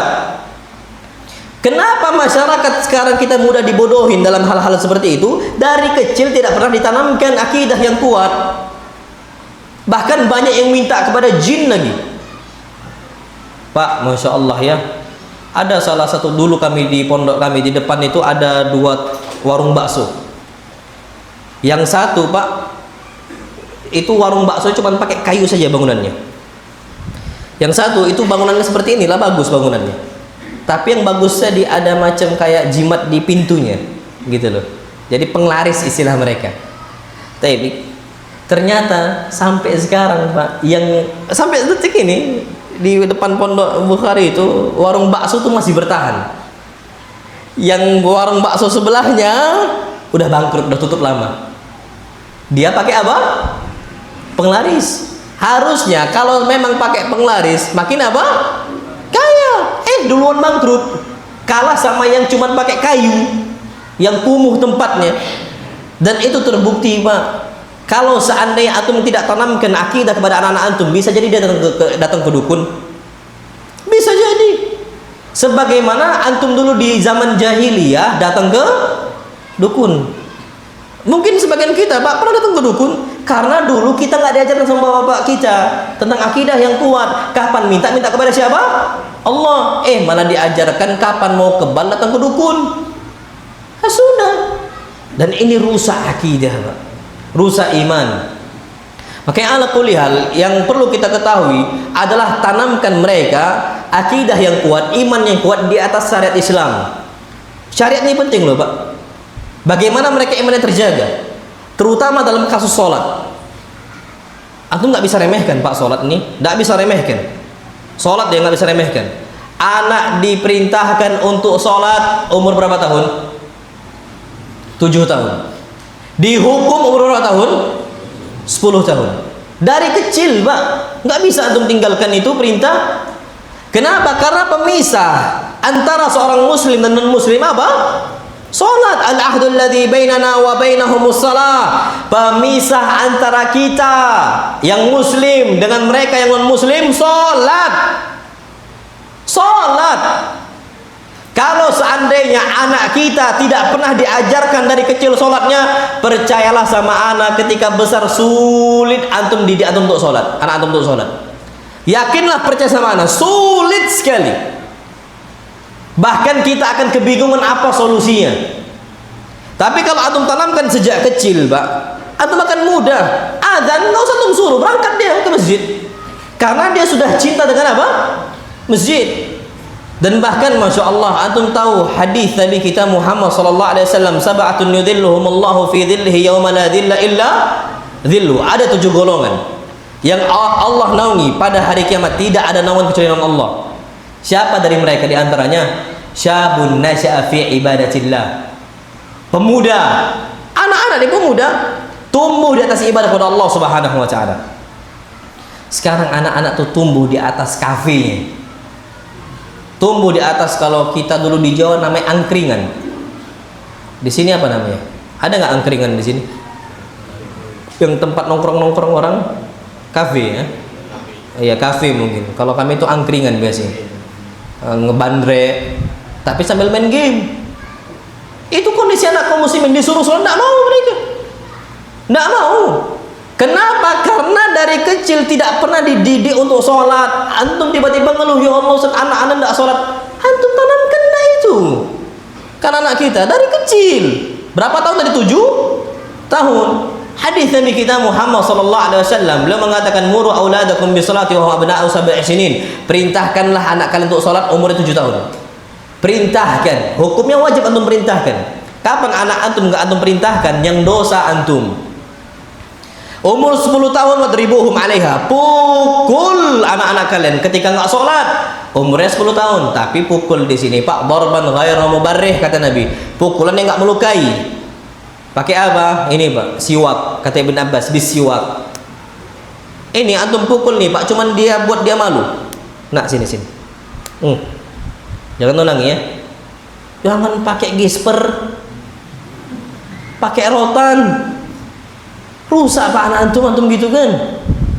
Allah antum kalau sampai kebiasaan Pak mukul anak pakai rotan, pakai gesper Pak, nggak akan mau dia itu cinta sama antum. Bawaannya benci sama antum. Percaya sama antum. Wallahi percaya sama antum. Wallahi al-azim. Ana uqsim billah. Nabi SAW tidak pernah mukul anak-anak beliau, tidak pernah mukul istri-istri beliau, tidak pernah mukul hatta pembantu-pembantu beliau. Dan ini ucapan siapa? Aisyah radhiyallahu anha. Hatta semarah-marahnya Nabi tidak pernah mukul sampai seperti itu. Aisyah mengatakan, ma daraba Rasulullah SAW imra'atan wala khadiman qattu. Nabi tidak pernah memukul istri beliau sekalipun, tidak pernah. Itu yang ngomong Aisyah, istri beliau sendiri. Istri Nabi ada berapa? Total semua 11. Tak pernah terpukul satu pun. Antum 1. Terpukul sering. Nabi 11 tak pernah terpukul, Pak. Kita cuma 1 terpukul tiap hari. Wallah. Antum akan diminta pertanggungjawaban oleh Allah Subhanahu wa taala. Cara mendidik anak itu, wadribuhum 'alaiha, pukul anak antum dengan darban ghairu mubarrih, pukulan yang enggak menyakiti. Dengan apa? Ini dia. Dengan ini, darban ghairu mubarrih. Antum tekan, pukul. Dan itu enggak menyakiti sama sekali. Kalau seandainya sudah menyakiti, itu akan bahaya. Dan itu kata para ulama. Maka ala kulan di sini, salat itu penting, Mbak. Antum ajarkan iman. Antum ajarkan akidah. Antum ajarkan sunnah-sunnah Nabi kita Muhammad sallallahu alaihi wasallam ke anak-anak kita semuanya. Bagaimanapun kondisinya. Antum tahu Pak, Masya Allah, Nabi Ismail dikatakan kana ya'muru ahlahu bis shalah. Dia memerintahkan anak itu apa? Salat. Sama sholat. Di zaman Nabi Ismail sudah ada sholat, di zaman Nabi Ibrahim sudah ada sholat, tapi syariatnya beda-beda. Likullin ja'alna minkum syir'atan wa minhaja. Setiap kalian ada masing-masing syariatnya dan ada masing-masing metodenya. Tapi sholat, tapi caranya berbeda-beda. Tapi sholat ini tidak pernah ditinggal oleh para nabi. Antum mau cari nabi siapa? Isa sholat. Bahkan di akhir zaman Isa mau membunuh siapa? Dajjal. Sholat nggak Isa? Sholat belakang siapa? Imam Mahdi. Nggak pernah tinggalkan sholat, Mak. Antum tanamkan itu. Jadi ketika kalau anak antum sudah terbiasa dengan masjidnya, sudah terbiasa dengan sholatnya, Pak, percaya sama anak. Kapan tak diajak ke masjid nangis dia? Percaya sama anak. Kapan anak antum sering dibawa ke kajian ke masjid? Kapan nak diajak nangis sih? Itu biasakan dari kecil. Jangan ketika udah umur 15 tahun baru diajak, atau umur 11 tahun baru diajak, 12 tahun baru diajak. Salah, telat. Bukannya malah diem antum di masjid, malah main di masjid. Kalau antum bawa dari 7 tahun, percayalah sama anak, nggak akan anak antum nakal lari sana lari sini, lari sana lari sini, anteng dia. 7 tahun nih. Tapi jangan diletakkan di belakang. Gabung sama soft yang lain. Yakin main body-bodyan dia. Antum dulu mungkin kan tahu zaman dulu apa main apa? Sholat main dorong-dorongan. Akan main dia. Tapi kalau seandainya antum letakkan di samping antum, percayalah sama anak, antum tak ajak dia sholat, dia berangkat udah sholat. Anak pernah kondisi sholat tarawih, waktu itu anak diminta kultum sebelum buka puasa dan imam tarawih. Keluar. Akhirnya anak pesan sama istri anak, "Dek, nanti si Khalid itu lihat berangkat nggak dia ke masjid." Saya, alhamdulillah berangkat ke masjid. Anak nanya, anak nggak tahu ini di soft di mana dia nih, si Khalid ini di soft keberapa dia, main nggak sama anak-anak? Anak nanya sama kakak-kakak santri. Kami ngomong kakak, abang-abang santri maksudnya. Anak nanya sama mereka, "Khalid sholat nggak dari tarawih?" "Sholat Ustaz." "Di mana sholat?" Ikhwan ngomong, "Samping anak Ustaz." "Samping anak sholat." Padahal anak di luar. Jadi yang dia takuti bukan bapak-bapaknya. Dia takut sama siapa? Allah. Kapan nggak sholat? Itu kalau dari kecil ditanamkan. Dan kita tahu kondisi itu, Pak. Manusia akan terus seperti itu. Tapi kalau antum nggak tanamkan, percayalah sama anak. Firman Allah, sadaqallah. Allah tuh jujur. Allah tidak mungkin berdusta. Wa man ahsanu minallahi qila. Siapa lagi yang lebih jujur ucapan dibanding Allah? Apa kata Allah? Fa khalafa min ba'dihim khalfun adha'u shalah wattaba'u syahawat fasawfa yalqawna ghayya. Akan ada nanti generasi setelah mereka, apa yang Allah firmankan, adha'u shalah, generasi yang tinggalkan salat, enggak salat. Anda nggak tahu Pak, apakah anak-anak kita nanti akan tinggalkan sholat atau tidak? Na'udzubillah min dzalik. Wattaba'u syahawat, ngikuti hawa nafsu, main game. Tadi Anda sampaikan di awal tadi, diambil HP-nya untuk stop main game, nangis. Mau lanjut main game. Tapi kapan tak sholat tak nangis. Itu Pak musibah a'zam, musibah yang paling besar. Makanya doa Nabi kita Muhammad SAW, Allahumma la taj'al musibatana fi dinina. Ya Allah, jangan jadikan musibah kami dalam urusan agama kami. Musibah yang paling besar seorang muslim tinggalkan sholatnya. Sholat lima waktunya habis. Na'udzubillah. Padahal kondisi bagaimana kita mendekatkan diri kita kepada Allah SWT dengan cara apa? Sholat. Antum kalau mau dekat sama Allah, sholat. Antum kalau mau dicintai oleh Allah, sholat. Nabi kita Muhammad SAW bersabda, aqrabu ma yakunul abdu min rabbih wa huwa sajid fa'akthiru fihi du'a. Kondisi yang paling dekat antara seorang hamba dengan Rabbnya kapan? Salat. Ketika sujud, fa'akthiru fihi du'a, perbanyak Pak, nataladzaz bis sujud. Kita merasakan lezat ketika sujud. Antum merasakan enggak kelezatan itu? Lezat Pak sujud itu Pak, Masya Allah. Antum curahkan semua. Ustaz, kami nggak bisa bahasa Arab. Jadi gimana mau cerita sama Allah? Gimana kami mau berdoa sama Allah? Wallah alam, ini khilaf para ulama. Boleh nggak doa ketika sujud pakai bahasa selain Arab? Ustaz Firanda, Ustaz Syafiq Basalama, Ustaz Badrus Salam, banyak Pak para asatidz, bahkan para masyayikh. Antum silakan cek di YouTube, mereka semua membolehkan. Kenapa? Beda antara zikir sama doa. Zikir itu tauqifi, mau nggak mau harus datang dari Allah. Kalau doa terserah antum, karena Allah paham bahasa kita. Allahu Akbar, antum ganti dengan Allah Maha Besar, itu tauqifi, nggak bisa antum rubah, batal salat antum. Tapi kalau berdoa boleh. Dan ini antum silakan cek di istilahnya di video mereka banyak kok, di YouTube juga bisa antum cek. Dan antum kalau mau lihat fatwa para ulama boleh. Taladzatu bis sujud, antum merasakan kelezatan ke sujud. Ajak anak antum, Mbak, Masya Allah, lamakan sujudnya. Makanya Hasan dan Husain ketika diajak Nabi ke masjid, Nabi sujud, mereka kan naik ke atas nih. Fa'atala sujud, Nabi lamakan sujudnya. Nabi biarkan Hasan dan Husain main. Di saat yang sama Nabi mengajarkan agar kita lama untuk sujudnya. Akan tergambar, Pak. Dan kalau antum tahu, anak antum ajak untuk sholat, anggaplah umur 4 tahun, 5 tahun. Antum sholat samping mereka, mereka biasanya yang mereka paling hobi kerjakan sujud. Bukan sedekapnya, bukan rukuknya, tapi apa? Sujudnya. Itu pertama yang mereka kerjakan. Karena dari kecil pun fitrah kita suka untuk sujud, Pak. Fitrahnya. Dan kita merasa lapang ketika sujud.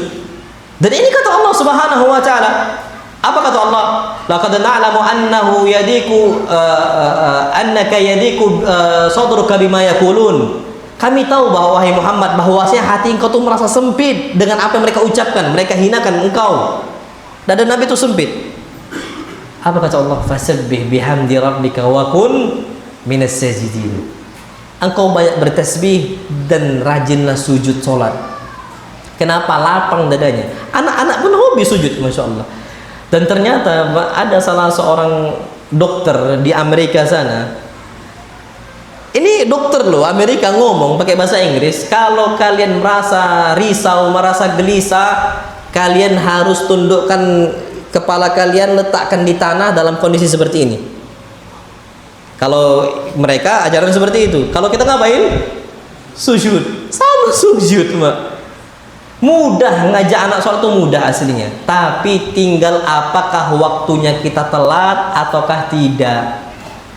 Itu yang perlu kita ketahui. Jadi ala kulli di sini, Pak, antum tanamkan akidah yang kuat. Ini sebagaimana ucapan siapa? Ucapannya Luqman untuk anaknya. Untuk tidak berbuat apa? Syirik. Kan dari kecil. Ya bunayya la tusyrik billah. Wahai anakku, jangan engkau berbuat syirik kepada Allah Subhanahu wa taala. Inna syirka la zulmun azim. Karena kesyirikan itu kezaliman yang besar. Jangan datang ke dukun, minta ke jin, minta ke syaitan dan sebagainya. Inna syirka la zulmun azim. Yang namanya kesyirikan adalah apa? Kezaliman yang besar sekali. Dan Masya Allah, Nabi SAW juga mengajarkan Ibn Abbas. Apa kata Nabi kita SAW? Tanamkan akidah. Ya gulam, wahai anak kecil, inni u'allimuka kalimat. Aku ajarkan kepada engkau beberapa kalimat. Yang pertama, ihfadillah yahfadka. Masya Allah. Jaga agama Allah, niscaya Allah akan menjaga engkau. Makanya Pak, Masya Allah ya, Allah akan menjaga kita kalau kita menjaga agama Allah dalam semua aspek. Allah jaga rezeki kita, Allah jaga jiwa kita nggak stres, Allah jaga kondisi fisik kita dan sebagainya. Antum lihat Pak, orang-orang jaga agama Allah besok kuat-kuat fisiknya. Pertama, antum lihat Nabi kita Muhammad SAW. Beliau diutus jadi Nabi umur berapa? 40 tahun kan? Berdakwah di Mekah berapa tahun? 13 tahun. Total berapa tahun berarti? 53 tahun. Ketika Nabi hijrah ke Madinah, jihad baru disyariatkan. Pertama perang apa? Badr. Kedua perang apa? Uhud. Umur Nabi 5 tahun lebih. Kuat jihad. Kenapa? Ihfadillah yahfadka. Jaga agama Allah, Allah akan menjaga engkau. Fisiknya kuat, jiwanya kuat. Sampai apa? Syujja ra'suhu wa qusrat rubaiyatuhu. Kepala beliau luka, gigi beliau patah. Anda udah sampaikan kemarin, bukan pakai anak panah, tombak masuk. Ramah, tombak besi masuk. Patah gigi beliau sallallahu alaihi wasallam. Umur 50 tahun. Kita sekarang 50 tahun naik kuda, bungkuk ini Pak punggung. Kalau naik kuda, kenapa? Lemah fisik kita. Nggak usah lah naik kuda, naik mobil aja umur 50 tahun pengen cepet-cepet turun. Kenapa? Punggung ini udah pegel sekali kan. Nabi SAW 50 tahun sholat malam tuh sampai tawarramat qadamah, kaki Nabi tuh bengkak. Bertahan Nabi berdiri. Ibn Mas'ud nggak setahan siapa?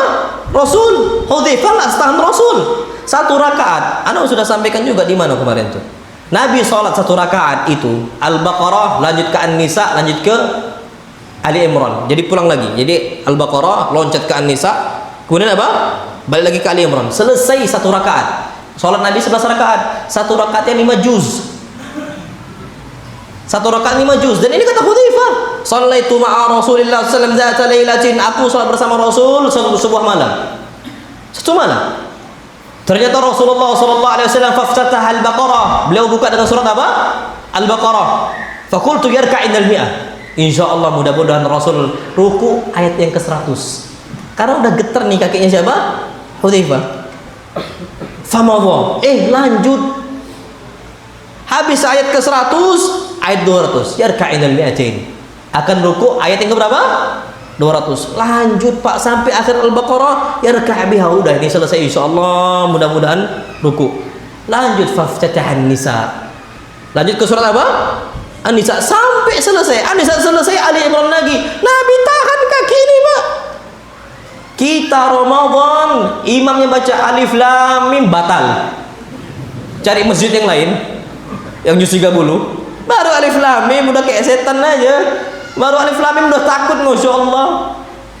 Ini 5 juz. Makanya anak tanya ke antum, wajar nggak kaki Nabi bengkak?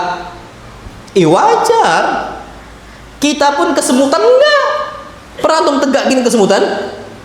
Nabi bukan lagi kesemutan, bengkak kaki Nabi.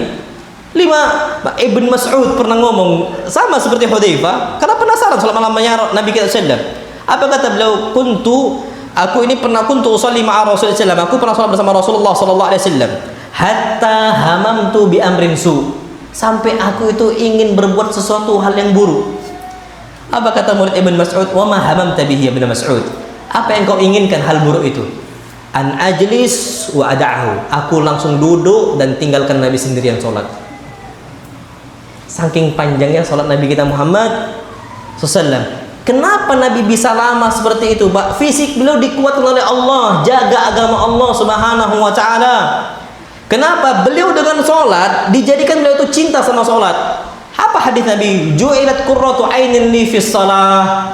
Aku dijadikan cinta penyujuk mata saya dalam urusan salat. Makanya Nabi SAW ketika datang waktu salat, Nabi katakan kepada Bilal, "Ya Bilal, arihna bis shalah." Kumandangkan adzan, wahai Bilal. Arihna bis shalah, tenangkan kami dengan salat. Kalau kita sekarang, tenangkan kami dari salat. Beda, Pak. Kalau Nabi arihna bis shalah, tenangkan jiwa kami dengan salat. Kalau kita, aduh, tenangkan kami dari salat, cepatlah Ustaz, jangan lama-lama Ustaz. Tenangkan kami dari salat. Itu kondisi umat Islam, kualitasnya saat ini. Na'udzubillah. Maka dari itu ayyuhal ikhwatul kiram, kalau seandainya kita ini udah diajarkan oleh Nabi kita SAW untuk menanamkan akidah, antum tanamkan akidah untuk anak-anak antum. Wallahu a'lam bishawab. Aslinya ada yang ketiga ini. Cuma waktu kita udah habis. Kathratud doa, perbanyak doa. Sikit saja, Pak ya. Antum udah doa enggak untuk anak antum hari ini?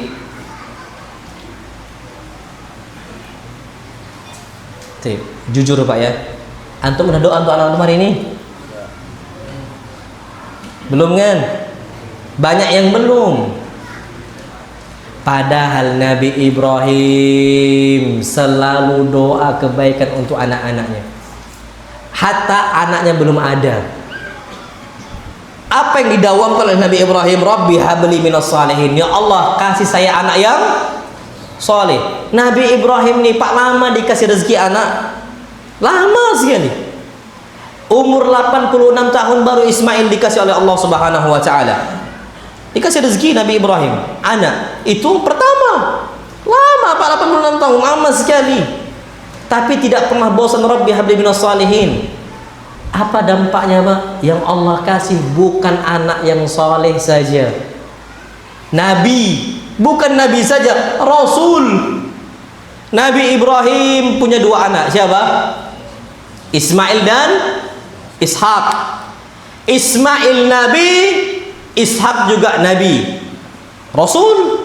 Ishak punya anak siapa? Nabi Yakub. Nabi Yakub punya anak siapa? Nabi Yusuf. Apa kata Nabi? Saking bagusnya nih nasab, Al-Karim, Ibn Karim, Ibn Karim, Ibn Karim, kata Nabi. Orang mulia, anak orang mulia, anak orang mulia, anak orang mulia. Maksudnya Yusuf ibn Yakub, ibn Ishak, ibn Ibrahim. Kenapa? Doa Nabi Ibrahim alaihissalam. Bahkan Nabi kita Muhammad SAW pun manusia yang terbaik di atas muka bumi Allah alal itlaq, secara mutlak, dari Nabi Adam sampai akhir zaman. Nabi kita SAW keturunannya Nabi siapa? Ismail ibn Ibrahim. Kenapa? Tidak pernah bosan untuk mengucapkan Rabbi habli minas salihin. Taib, anak antum susah diperintahkan sholat, ada doanya Pak. Apa doanya? Rabbi ja'alni muqimas salati wa min dzurriyyati rabbana wa taqabbal du'a. Ya Allah, jadikan diri saya dan anak keturunan saya muqimas salah, orang menegakkan apa? Salat. Rabbana wa taqabbal du'a. Ya Allah, terimalah doa kami. Taib, doa yang lain, Rabbi habli min ladunka dzurriyyatan thayyibah innaka sami'ud du'a. Banyak sekali Pak doanya. Yang lain, paket lengkap Pak, istri plus anak agar taat sama kita. Apa doanya? Rabbana hablana min azwajina wa dzurriyyatina qurrata a'yun. Ya Allah, jadikanlah, berikanlah untuk kami dari Engkau ya Allah, berupa istri, berupa anak keturunan, qurrata a'yun, penyejuk mata bagi kami. Wa ja'alna lil muttaqina imama, jadikan kami ini pemimpin untuk orang-orang bertakwa. Jadi yang kita bawahin untuk orang bertakwa, kita imamnya. Masya Allah. Ini penting doa ini Pak. Kita hafal, tapi hari ini kita nggak berdoa. Untuk istri kita nggak doakan, untuk anak-anak kita nggak doakan. Ya pantas lisan itu tajam istri kita, anak kita tajam kepada kita. Kita nggak doakan itu. Tapi antum kalau mau tahu doanya Pak, antum catat nih ya. Antum catat. Antum ulanginlah doa ini terus. Surat As-Saffat ayat 100. Kalau antum mau doanya, nanti antum pulang ke rumah antum hafalkan. As-Saffat ayat 100, Rabbi habli minas salihin. As-Saffat ayat 100. Yang kedua Ibrahim ayat ke-40. Ibrahim ayat ke-40. Ibrahim ayat ke-40. Yang ketiga Ali Imran ayat 38. Ali Imran ayat 38. Yang keempat Al-Furqan ayat 74. Al-Furqan ayat 74. Al-Furqan ayat 74. Dan wasiat anak, jangan sekali-kali antum doakan keburukan untuk anak antum. Jangan sebut-sebut yang aneh-aneh.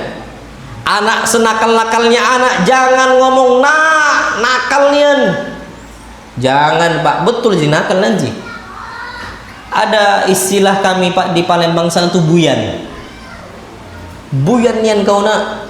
Betul Pak, bebal anaknya. Anak kita senakal-nakalnya, na'udzubillah, semisal na'udzubillah, jangan bilang caedan. Gila beneran. Ada salah satu ikhwah, istrinya Pak sampai gila, Masya Allah, istrinya qaddarallahu wa sya'afal. Di umur beliau ikhwah ini sudah tua, asli normal-normal aja. Ada nanya, kenapa kok bisa kayak gitu? Sampaikan, Ustaz, mertua anak kapan marah sama istri anak, semisal lagi nyuci pakaian, nggak sengaja tertidur, dibilang edan. Itu yang ngomong Pak, langsung ikhwah tuh. Akhirnya Allah kabulkan doa bapak untuk anaknya. Itu terjadi Pak di lingkungan kita, pasti terjadi. Kenapa? Antum tahu ada hadis Nabi besar Pak, thalathu da'awatin mustajabat la syakka fihin.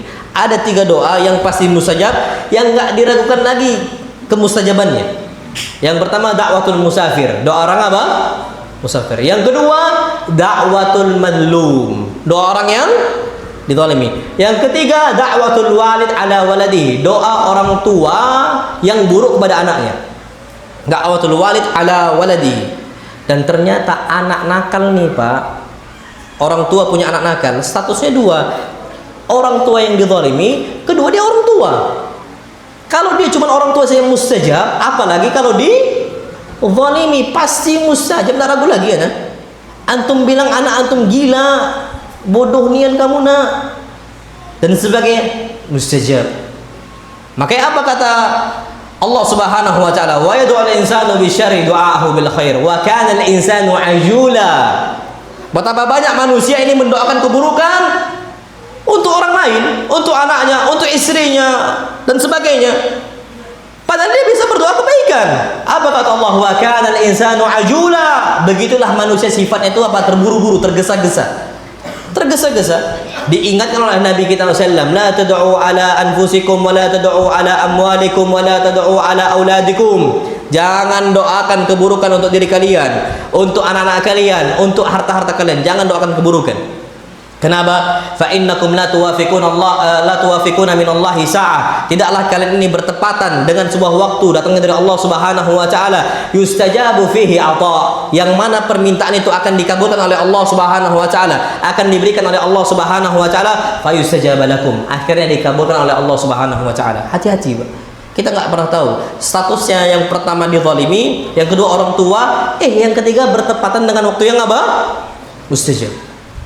Maka jangan doakan keburukan untuk anak-anak kita. Nah, wallahu a'lam bishawab. Ini yang dapat Anda sampaikan. Ini udah jam 8. Ada nggak tak jawab kita nih? Udah jam 8. Nggak ada masalah, terserah jamaah. Ada Ustaz? Ada. Bismillah. Bismillah, kami ucapkan jazakallahu khairan Ustaz atas nasihatnya dan tausiahnya serta bimbingannya. Ini ada pertanyaan kayaknya dari Mahat lewat lagi. Bismillah, barakallahu fiik. Ustaz, ini bertanya, bagaimana cara yang baik untuk menegur anak yang sudah remaja apabila ia melakukan kesalahan? Itu pertanyaan pertama. Menegur anak yang sudah remaja ketika berbuat kesalahan, lakukan sebagaimana Nabi Nuh lakukan. Nabi Nuh menasihati anaknya bukan ketika masih kecil, tapi ketika sudah besar di Kan'an. Apa cara Nabi Nuh? Walaupun ujung-ujungnya ditolak, Pak ya, tapi ini cara yang paling bagus. Apa ucapan Nabi Nuh? Ya bunayyarkam ma'ana wa la takum ma'al kafirin. Wahai anakku, nak, panggil sebut namanya, nak. Sayang abi, sayang umi, sebut, Pak. Ya bunayyarkam ma'ana, naik bersama kami di atas kapal. Wala takum ma'al kafirin. Dan jangan engkau ini naik apa? Gunung bersama orang-orang kafir, jangan. Walaupun ujungnya ditolak, apa kata Kan'an? Qala sa'awi ila jabali ya'simuni minal ma'. Aku tetap akan berangkat ke puncak gunung yang melindungi saya dari banjir bandang. Tetap diingkari Nabi Nuh alaihi salam. Tapi apa kata para ulama? Lihatlah Nabi Nuh tetap manggilnya ya bunai. Ini panggilan sayang, Pak. Kalau kita istilah kita sekarang, nak sayang. Dengar Abina. Itu untuk mengucapkan. Jangan dikau-kauin. Kau ini gini.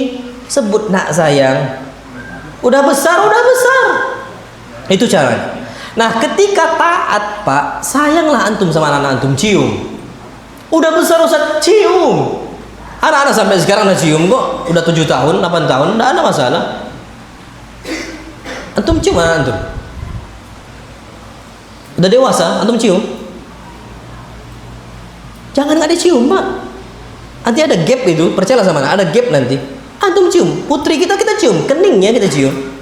Keningnya kita cium. Kenapa? Ada satu hadis, insyaallah. Jadi gini, antum sampaikan, nak sayang jangan. Dia taat nih, antum cium keningnya, insyaallah, barakallahu fik, hadakallah. Doakan tadi, Allah yahdi. Tapi dicium.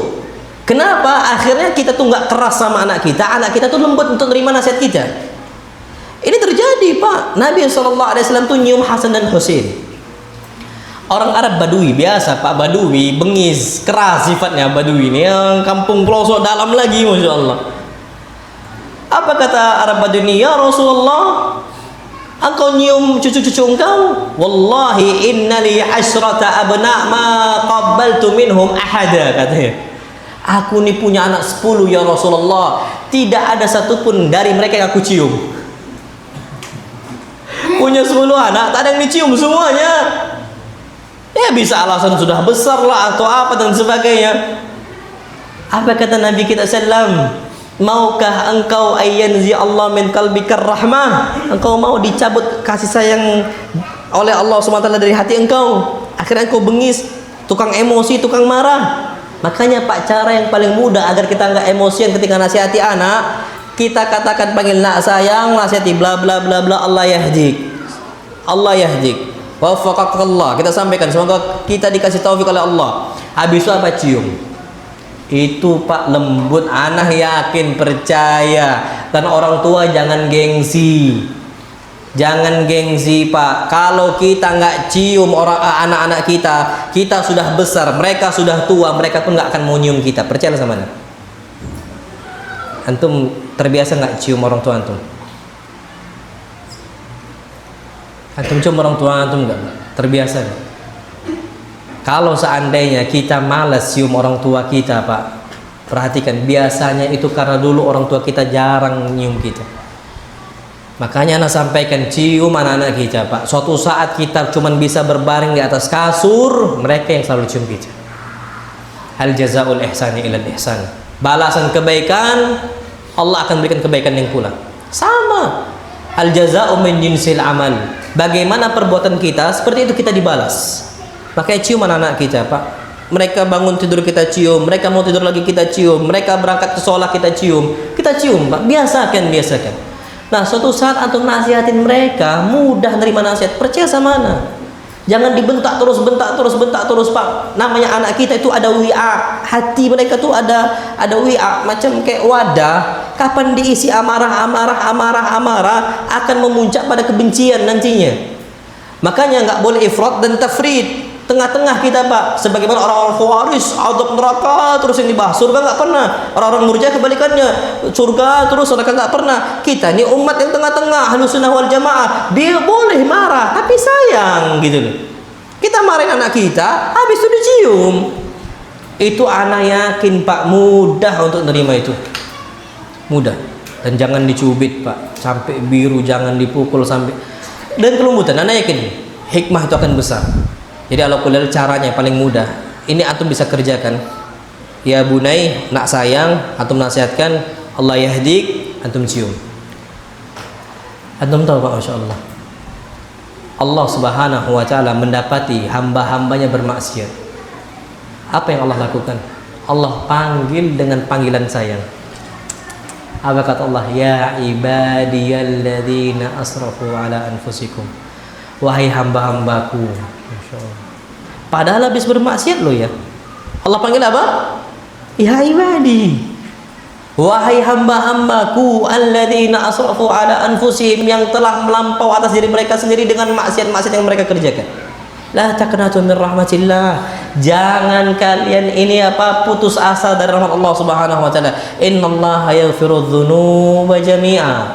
Allah panggil lu ya, orang bermaksiat dengan ucapan apa? Ibadi. Padahal habis bermaksiat. Jangan antum diamkan Pak, antum panggil anak antum habis berbuat salah. Anak yakin kalau antum kerjakan itu, insya Allah akan lunak anak antum. Sekali nggak apa-apa, dua kali antum sering cium Pak, nggak apa-apa. Sekesal-kesal anak kita sama kita, cium lah Pak. Lunak hati mereka, percaya sama anak, lunak.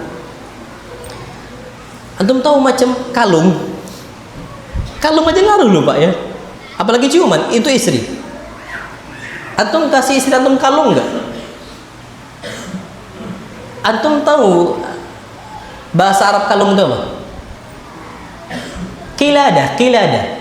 Kiladah tuh narik. Qallada yuqallidu, ngikut. Antum kalau mau narik istri antum dan istri antum mau ngikut, caranya kasih kalung. Kiladah, dan ya akhirnya dia ngikuti, yuqallidu, ngikuti. Bu, ini ibu-ibu paling tahu nih. Ana yakin kalau ibu-ibu dikasih kalung akan taat sama antum, yakin ya? Apalagi kalau kalungnya emas 24 karat. Keberatan pun nggak apa-apa Pak, yang lebih berat lagi tambah ngikut dia. Kiladah kalung narik. Dan ini faedahnya kami ambil ketika kuliah di SDI. Ustaz Arifin yang ngomong, kalau antum mau istri antum taat, kasih kiladah kalung. Dan orang Arab kayak gitu Pak, orang Arab kasih kalungnya. Antum ngasih nggak kalung untuk istri antum? Kasih kalung, sering dicium. Ana yakin Pak, istri antum sering cium, nggak kan istri antum tuh bengis hatinya, merepet aja. Mau kerja merepet, pulang kerja merepet. Akhirnya baitinari, rumahku nerakaku. Akhirnya ikhwah ini nongkrong bareng di angkringan. Kenapa? Gak betah di rumahnya, macam kayak neraka, betekak terus. Makanya Pak, Antum ke masjid, antum cium istri antum sekarang? Enggak kan? Wajar Pak, berantem terus. Harusnya dicium. Nabi tiap kali sholat nyium istri. Ini sering anak sampaikan. Cium istri, cium istri, cium istri, cium anak. Lunak mereka Pak. Asli lunak, percaya sama anak. Cium keningnya. Tiap kali berangkat ke masjid, cium. Ustaz, ada yang nanya kemarin tuh, gimana kami yang belum nikah Ustaz, cium apa katanya? Gimana yang belum punya istri cium apa kata, ya Allah. Nanti kayak Julaibib lagi apa? Laila, Majnun Laila, cium dindingnya apa? Rumahnya Laila. Karena jomblo lah. Masya Allah. Taib. Ala kuliah Pak, kalau antum mau anak antum lunak, hatta udah remaja, udah kuliah nggak apa-apa Pak, antum udah remaja mereka percaya sama anak lunak. Nah, syariat Islam nyium anak. Dan fulan sebut namanya. Anak Abi, tiap hari Abi akan cium kamu, cium terus Pak, cium keningnya. Nanti suatu saat antum sudah tua Pak, cuman terbaring, yang selalu nyium antum anak antum. Percaya sama. Tapi wallah alam bisawab, ini dapat anak sampaikan. Anak mohon maaf 10 menit antum terambil sama anak. Sekarang jam 8 lewat berapa? 10 ya? 8 lewat 8 menit, Masya Allah. Ada tak jawab lagi enggak? Fadol Ustaz. Bismillah Ustaz, bagaimana untuk kami yang sudah tua yang baru mengenal sunnah ketika sudah tua? Jika dahulu tidak ada pilihan sama sekali karena memang dulu jauh dari ilmu agama, sehingga 4 kriteria tadi tidak terpenuhi, apakah kami termasuk tidak mengamalkan wasiat Rasulullah SAW dari 4 kriteria wanita untuk dinikahi seperti yang disebutkan pada hadis tadi? Kemudian apa maksud dari nasab yang baik? Apakah mesti nasab tersebut sudah memahami tauhid? Nah, masyaallah. Nah, Ustaz. Gimana kondisi para laki-laki yang sudah nikah, yang dulu tidak tahu hadis Nabi sallam bahwa saya wanita dinikahi karena 4 hal: hartanya, nasabnya, kecantikannya, dan terakhir apa? Agamanya. Dan cari agama yang baik, maka kita akan beruntung. Gimana kalau dulu kita ini nikah yang awam karena nggak tahu istilahnya, kondisinya? Nggak ada masalah. Apakah kami nggak amalkan sunnah? Tidak ada masalah.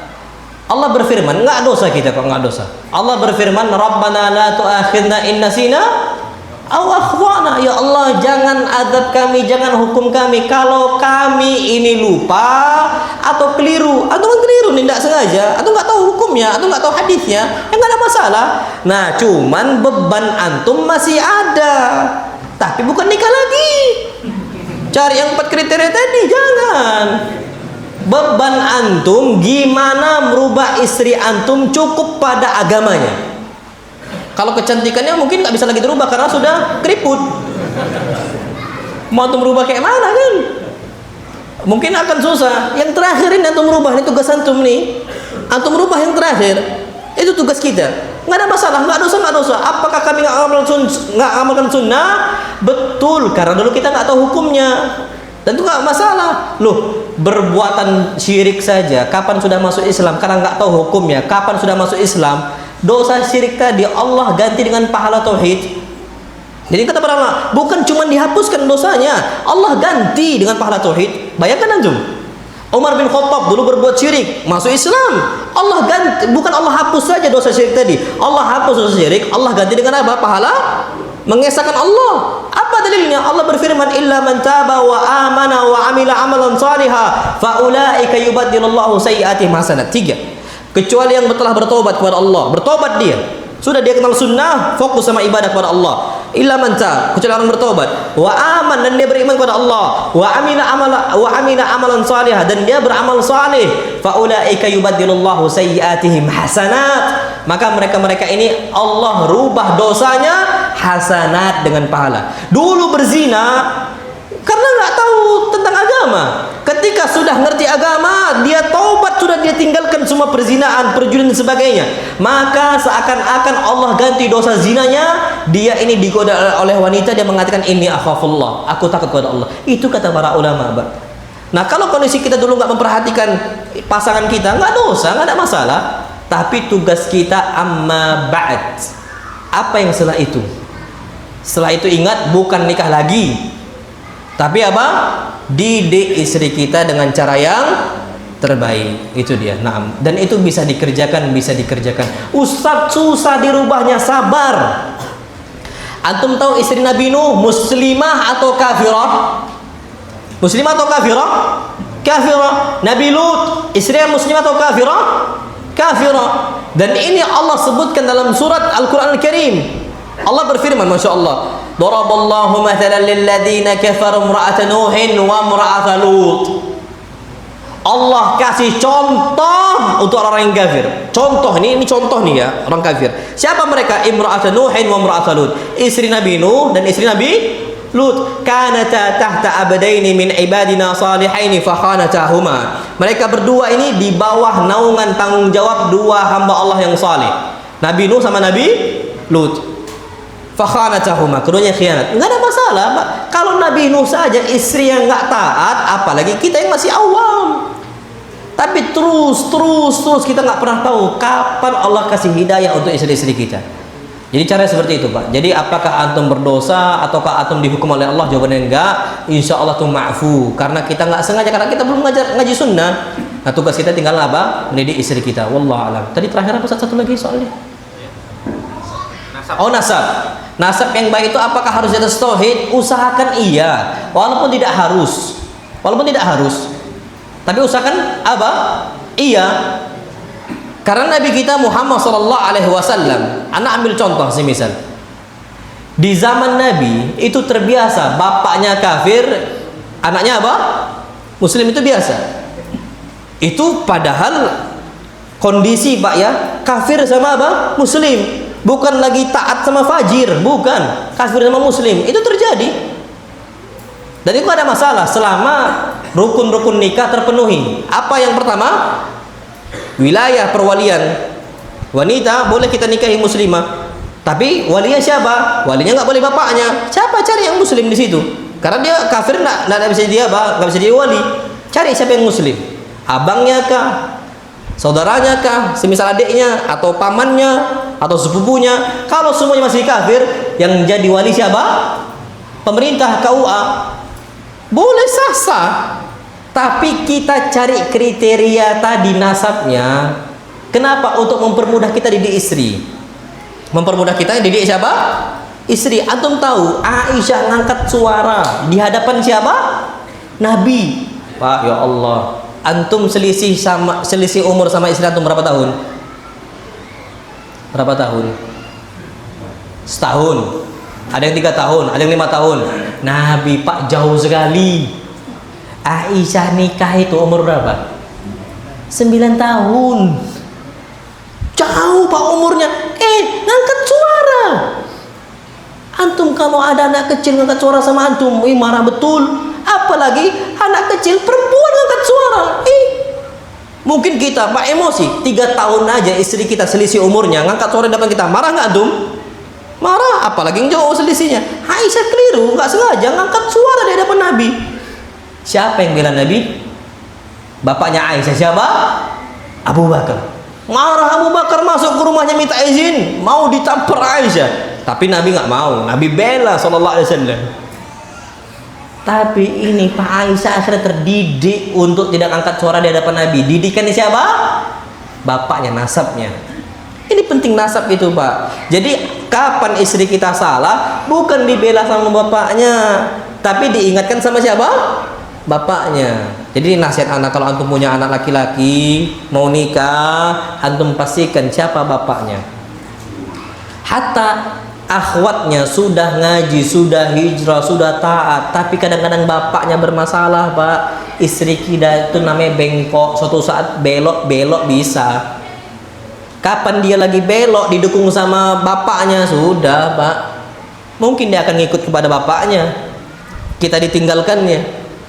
Makanya yang perlu kita ketahui, usahakan, walaupun itu nggak syarat, sama kayak nyari istri yang kaya, nggak syarat, tapi usahakan cari yang kaya. Kalau miskin pun nggak apa-apa, yang penting antum tahu konsekuensinya. Seperti itu. Nah, wallahu a'lam bishawab.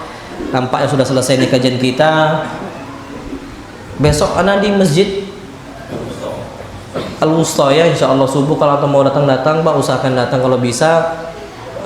Ada sama juga duha ya di Masjid Tauhid insyaallah ya, Masjid Tauhid. Kalau antum mau di Sambas, kalau antum mau datang ya usahakanlah datang, karena kita sama-sama untuk saling ziarah. Ini sering ana sampaikan Pak, kita tuh sering mau jumpa gitu loh. Ada hadits qudsi, Allah berfirman, hadits qudsi Allah langsung berfirman, wajabat mahabbati lil mutahabbina fiyya wal mutazawirina fiyya wal mutaawinina fiyya. Wajib dapat kecintaan saya untuk orang-orang yang saling mencintai karena saya, karena Allah. Ana cinta antum karena Allah, dan antum mudah-mudahan cinta ana karena Allah. Itu yang pertama. Kedua, wal mutazawirina fiyya, saling ziarah berjumpa karena saya, karena Allah. Ana datang ke Kalbar nih Pak, kalau bukan karena Allah enggak mau ana. Jauh nian. Jauh Pak. Serius ana nih. Kalau bukan karena Allah, kita bukan gak akan jumpa kita. Antum juga sama. Tadi kan hujan lebat nih. Kalau bukan karena Allah, antum gak akan datang, Pak. Basah antum. Tapi kenapa antum datang ke sini? Gara-gara siapa? Allah. Allah perintahkan ini. Orang sakit aja disuruh untuk apa? Ibadah. Kita sehat dan sebagainya. Antum karena Allah, antum. Itu panggilan Allah SWT. Makanya anak harap di sini ana ziarah sama antum karena Allah, dan antum juga jumpa sama ana ziarah gara-gara Allah. Kemudian yang ketiga, wal muta'awinina fiyya, dan yang saling tolong menolong karena saya. Ana bersyukur ditolong oleh pertama Allah Subhanahu wa taala, dimudahkan acara dakwah ini. Kemudian ana bersyukur kepada para asatidzah semuanya yang tidak bisa ana sebutkan satu persatu, alakul semua asatidzah yang sudah membantu kondisi dakwah kita. Kemudian para asatidzahnya, kemudian para panitianya, para ikhwah yang semua sudah hadir. Ana berdoa kepada Allah Subhanahu wa taala, mudah-mudahan nama kita satu persatu dicatat dalam amal kebajikan kita. Amin ya rabbal alamin. Baik, wa sallallahu ala nabiyina Muhammad. Apa yang benar datang dari Allah, mutlak dari Allah. Apa yang salah, mutlak dari ana pribadi dan syaitan, dan ana berlindung dari kesalahan tersebut. Wa sallallahu ala nabiyina Muhammad, subhanakallahumma wa bihamdika, asyhadu an la ilaha illa anta, astaghfiruka wa atubu ilaik. Assalamualaikum warahmatullahi wabarakatuh.